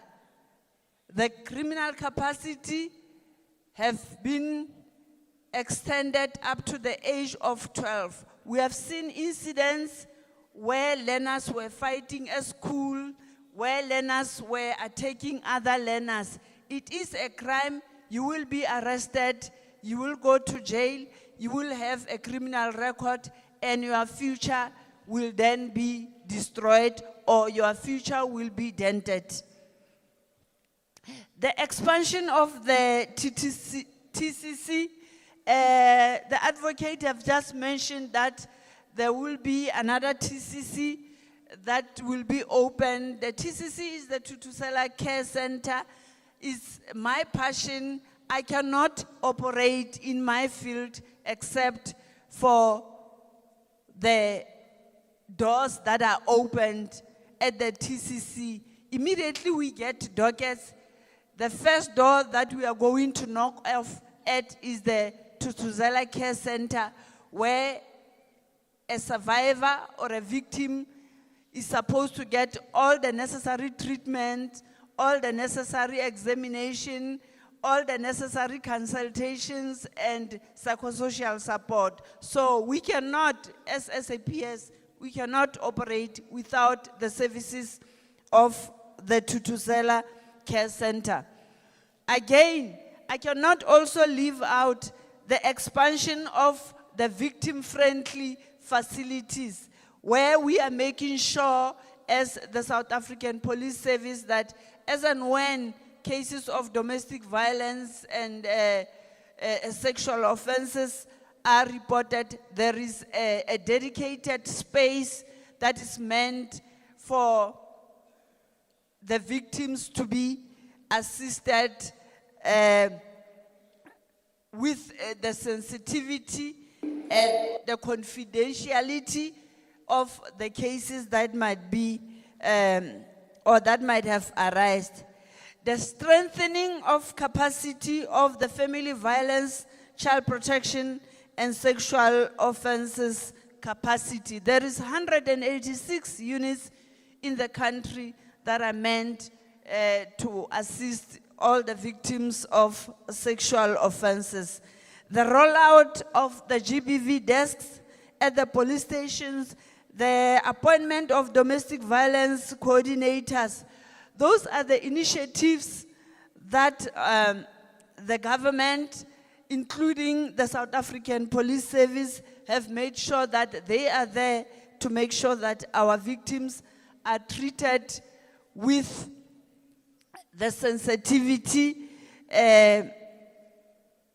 depending on their cases as much as possible. I was listening as you engage. Yes, I came up with a conclusion, like I said, that you do understand what is statutory rape, what causes statutory rape, the consequences that comes up with the statutory rape. You also touched on the issue of the drugs, and I was also impressed to hear the social media, the TikTok being added as one of the addiction. I was impressed. If I could, I would stop the TikTok. If I could, I would stop. It's becoming very dangerous.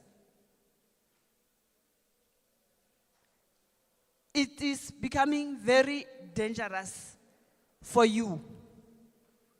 We are adults, we can handle ourselves, but at some stage as an adult, I can't tolerate the language that is being utilized there. I really can't tolerate. So I always think of you. There will always be something good, but immediately there will always be these some things that are very negative that are influencing your growth, and that's where the problem comes.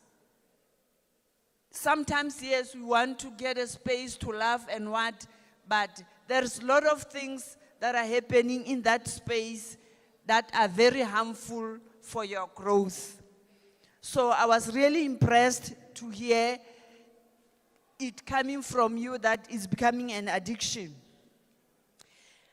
And the other input that I was also impressed about, I don't know the language, and if I'm not going to pronounce this very well, please just bear with me. They said, in Krio. And then I wrote in English how girls must behave. We need that platform. That is why I was saying, I wish the parents could have been here. And that is the space that we need to tap in. That is the space that we need to tap in. What hampers us to have those kind of engagements? And the other question was saying where the focus must be. The focus, as soon as the child gives birth and the perpetrator is arrested, what happens to the future of, you said a teenager, and here we are not talking teenager, we are talking children. What happens to the mother of the child who's going to take care? I think we must get our choices right. We need to get our choices right. In the first place, we take it that happened for you to end up having a child, whereas you are a child. We must acknowledge and take responsibility that it was not supposed to happen, it's wrong. And then we cannot market it. Our choices. It was not supposed to happen. If it's due to the acts of criminality, that criminal will go to jail. We are not going to get your input with regard to that one. We are also not encouraging, it has been said with many speakers here, that we are not encouraging parents to have negotiations when crime has been committed. That must stop. Again, I'm facing the wrong audience with regard to that one. It cannot be your problem after you have been violated as to what is going to happen about your child.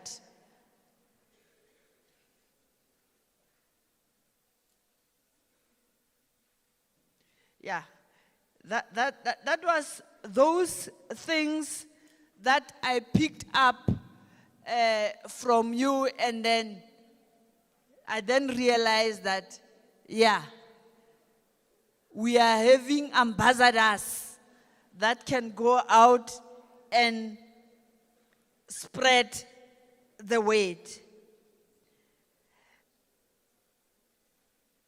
Like I've indicated, we are still faced with that gap. I'm talking to my stakeholders regarding the reporting. I think the legislations are very clear as to who must do what when. And I must emphasize that it is not going to be the responsibility of the South African police alone to open cases. We are talking mandatory reporting.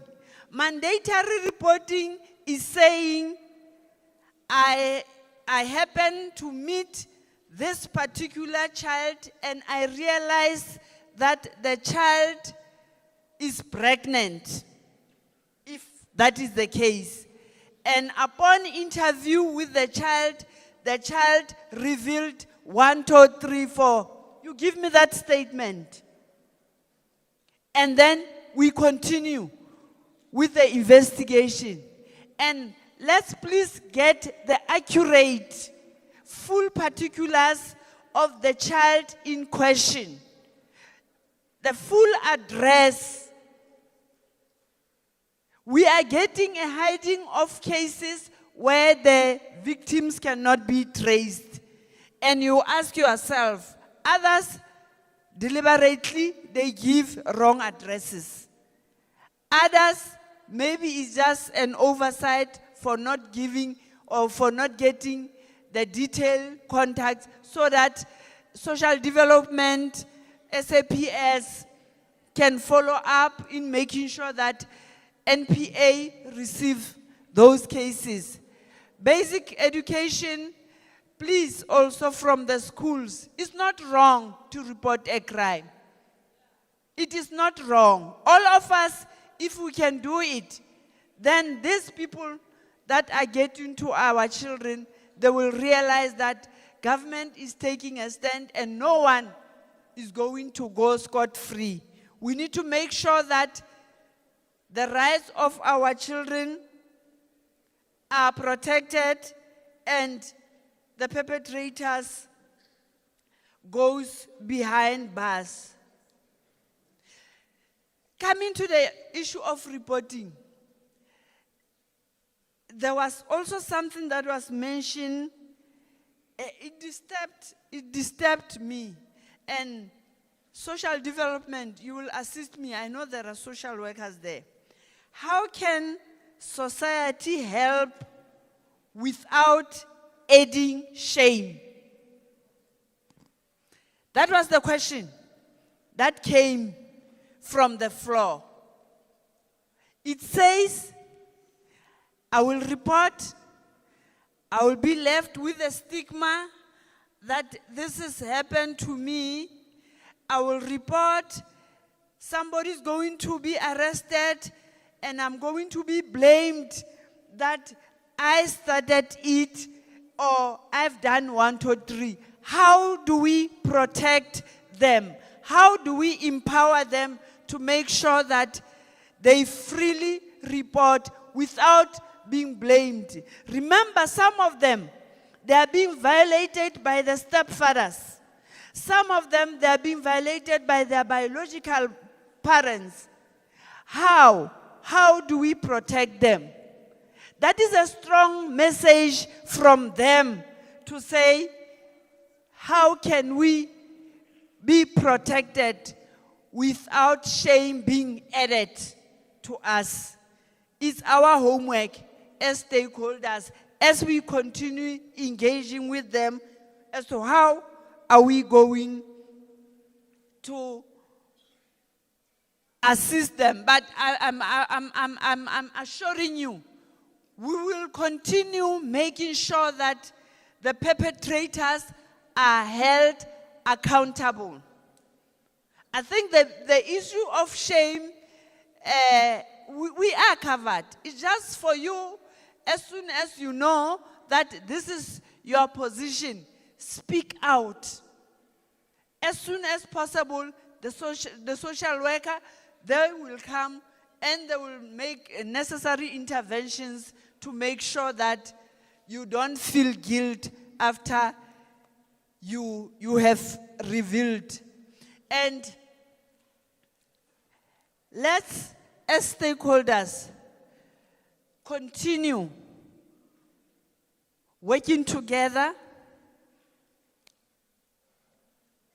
with the sole aim to reduce the risk of our children being victims. And learners, we rely on you as parents. We rely on you as government. We rely on you as community. Take responsibility of your actions. You are not going to engage yourselves in illicit activities that will end up putting you in danger. Please assist us so that we can assist you. We remain responsible for you. You yourselves have also touched on open conversation with your parents, your guardians. Let it be.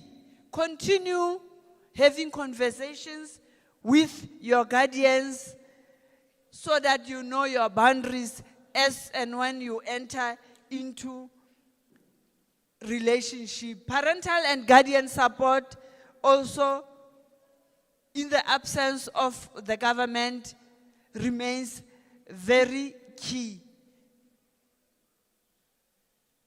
I pledge today that as the South African Police Service, we continue to work with various government departments and stakeholders, community leaders, to make sure that crimes against children, crimes against all the vulnerable groups, crimes against women, crimes against elders, all the people that are found to be vulnerable.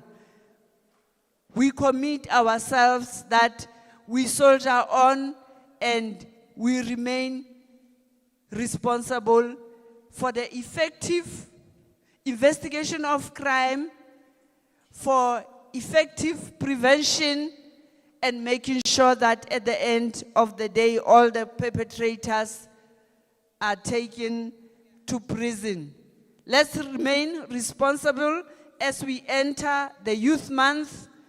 Let's do whatever that we do responsibly, fighting and journeying towards our future. The government of South Africa, the South African Police Service loves you. The South African Police Service loves you. Take care. Thank you. May we all stand? May we all please stand until our functionary for the day occupies her seat. We may all be seated. Thank you, General. I will now call upon Chief M.G. Diko to deliver the vote of thanks.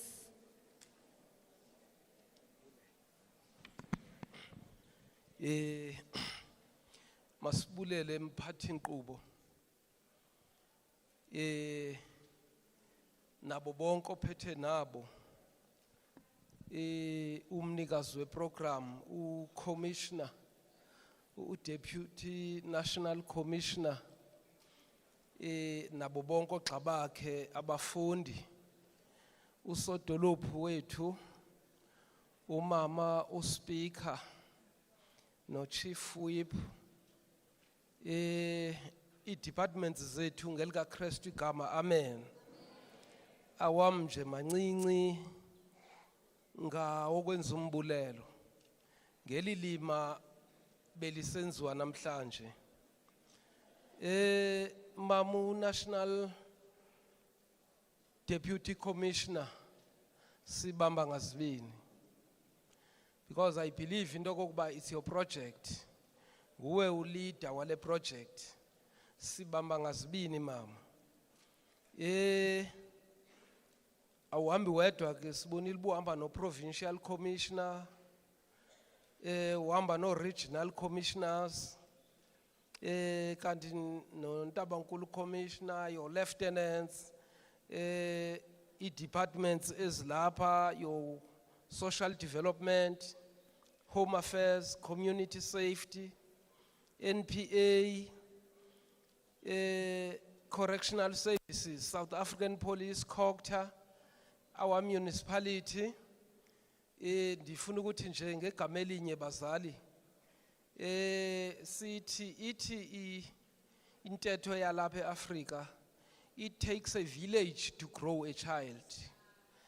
No xa unomntwana ndingenamntwana lo mntwana nguwethu sonke na uzothuma noba unamntwana so elilima nilenzileyo nadibana apha ixela lonto ukuthi umntwana wami ngumntwana wakho ubuntu bethu ke eAfrika awuthi makazibonele unomntwana wakhe ngalo mazwi sifuna ukuthi keep up the good work bantwana bami benixhotyiswa mna ke ngelishwa lento ndingutata uNkosi ndiyaziveza izixhobo nezinikiweyo esikatata uNkosi sithi abstain stay as you are first things first imfundo kuqala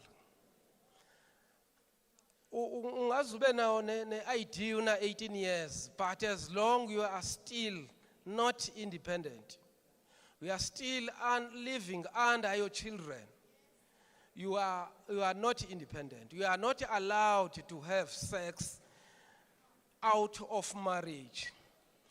It's worse when school child or school children. You are not allowed to have sex. That is the imfundiso yasemakhaya. That is why singabazali singakwazi ukuncokola nani ngezinto ezithethwa apha. Uyabona xa kuzawuthi hayi masimsethuthuzela into nenzekayo xa kukuthini intoni teenage pregnancy zonke ezo zinto if uzithethwa ndim ezinto nabazali hayi besawusukuma siphuma apha endlini abazali bathi nabo ke bafundiswa abantwana bethu izinto ezingeyizizo bawutsho abazali linye labazali lithi sanu umntwana oyintombazana makaziqhenye ngobuntombi bakhe makhwenkwe hlukanani ne-drugs okanye bafana baye entabeni xa nibuya kulaa ntaba sininike allowance yento yoba tshayana i-drugs nenze yonke into mamelani nje ibali elincinci apha thina sineentloni nge-identity yethu ukuzigcina inkciyo lekuthethwa ngayo apha ukukhulisa umntwana ubuntombazana ngobuntombi bakhe but iphuma apha phandle ujonga iivenkile ezilapha my friend amandiya ngo-12 bayavala bayothandaza. They practice their own religion even if they are in a foreign land. Noba kurholiwe kuthiwa kuyacofwa namhlanje abantu bagcwele, they close their shop at 12 o'clock and go and practice their religion. Why nizawuba shame ukuzigcina abantu bam in our own land? And why abantwana bethu bezawuthi xa benxiba izinto zabo izigcebheza zenkciyo kuthiwe no nabo tata bayabarhalela mabaye ukunxityiswa kanje abantwana? What kind of parents are we? Ngalo mazwi ndifuna ukuthi bantwana bam, first things first, but I've seen ukuthi ootitshala benu basebenza senifanelwe zizatifikeyiti zange sikhumshe singaka. Oyititshala bekufamani kwesobutitshala olipolisa nikwesobupolisa. The way enikhumsha ngayo apha ititshala zethu zenza umsebenzi omangazayo. Enkosi kakhulu sisithi keep up the good work. Ndiyafuna ke bantwana bam ndinishiye nje nelizwi elithi pha eBhayibhileni, hambani bakhonzi. Sizothi hambani bakhonzi, elilizwe lelenu. Enkosi.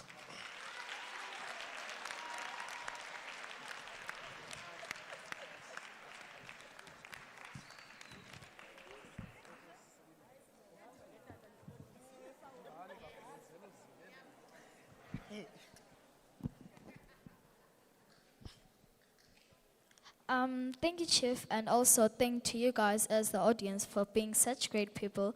And I'll also like to call Reverend Ann Bim Lamla to close with a prayer.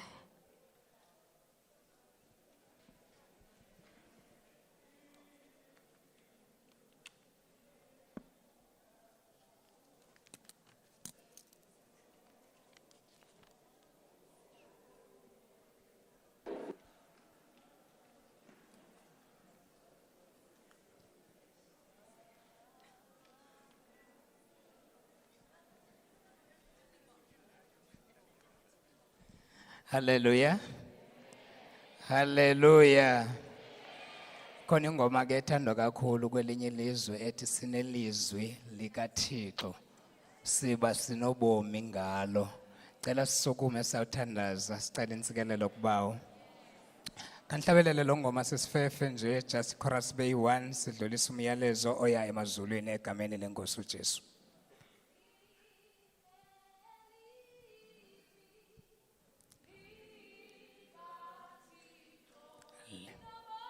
Sino bomi ngalo Sinelizwi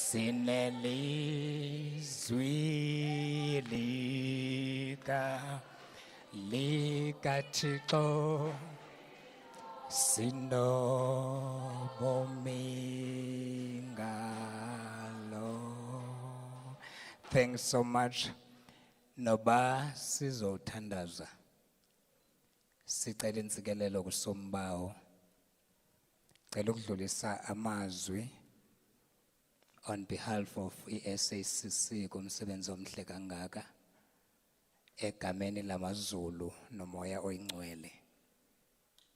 Ndivumeleni ndithi kuqala kubadidiyeli bale nkqubo, the organizers, siyabulela to save the lives of this new generation.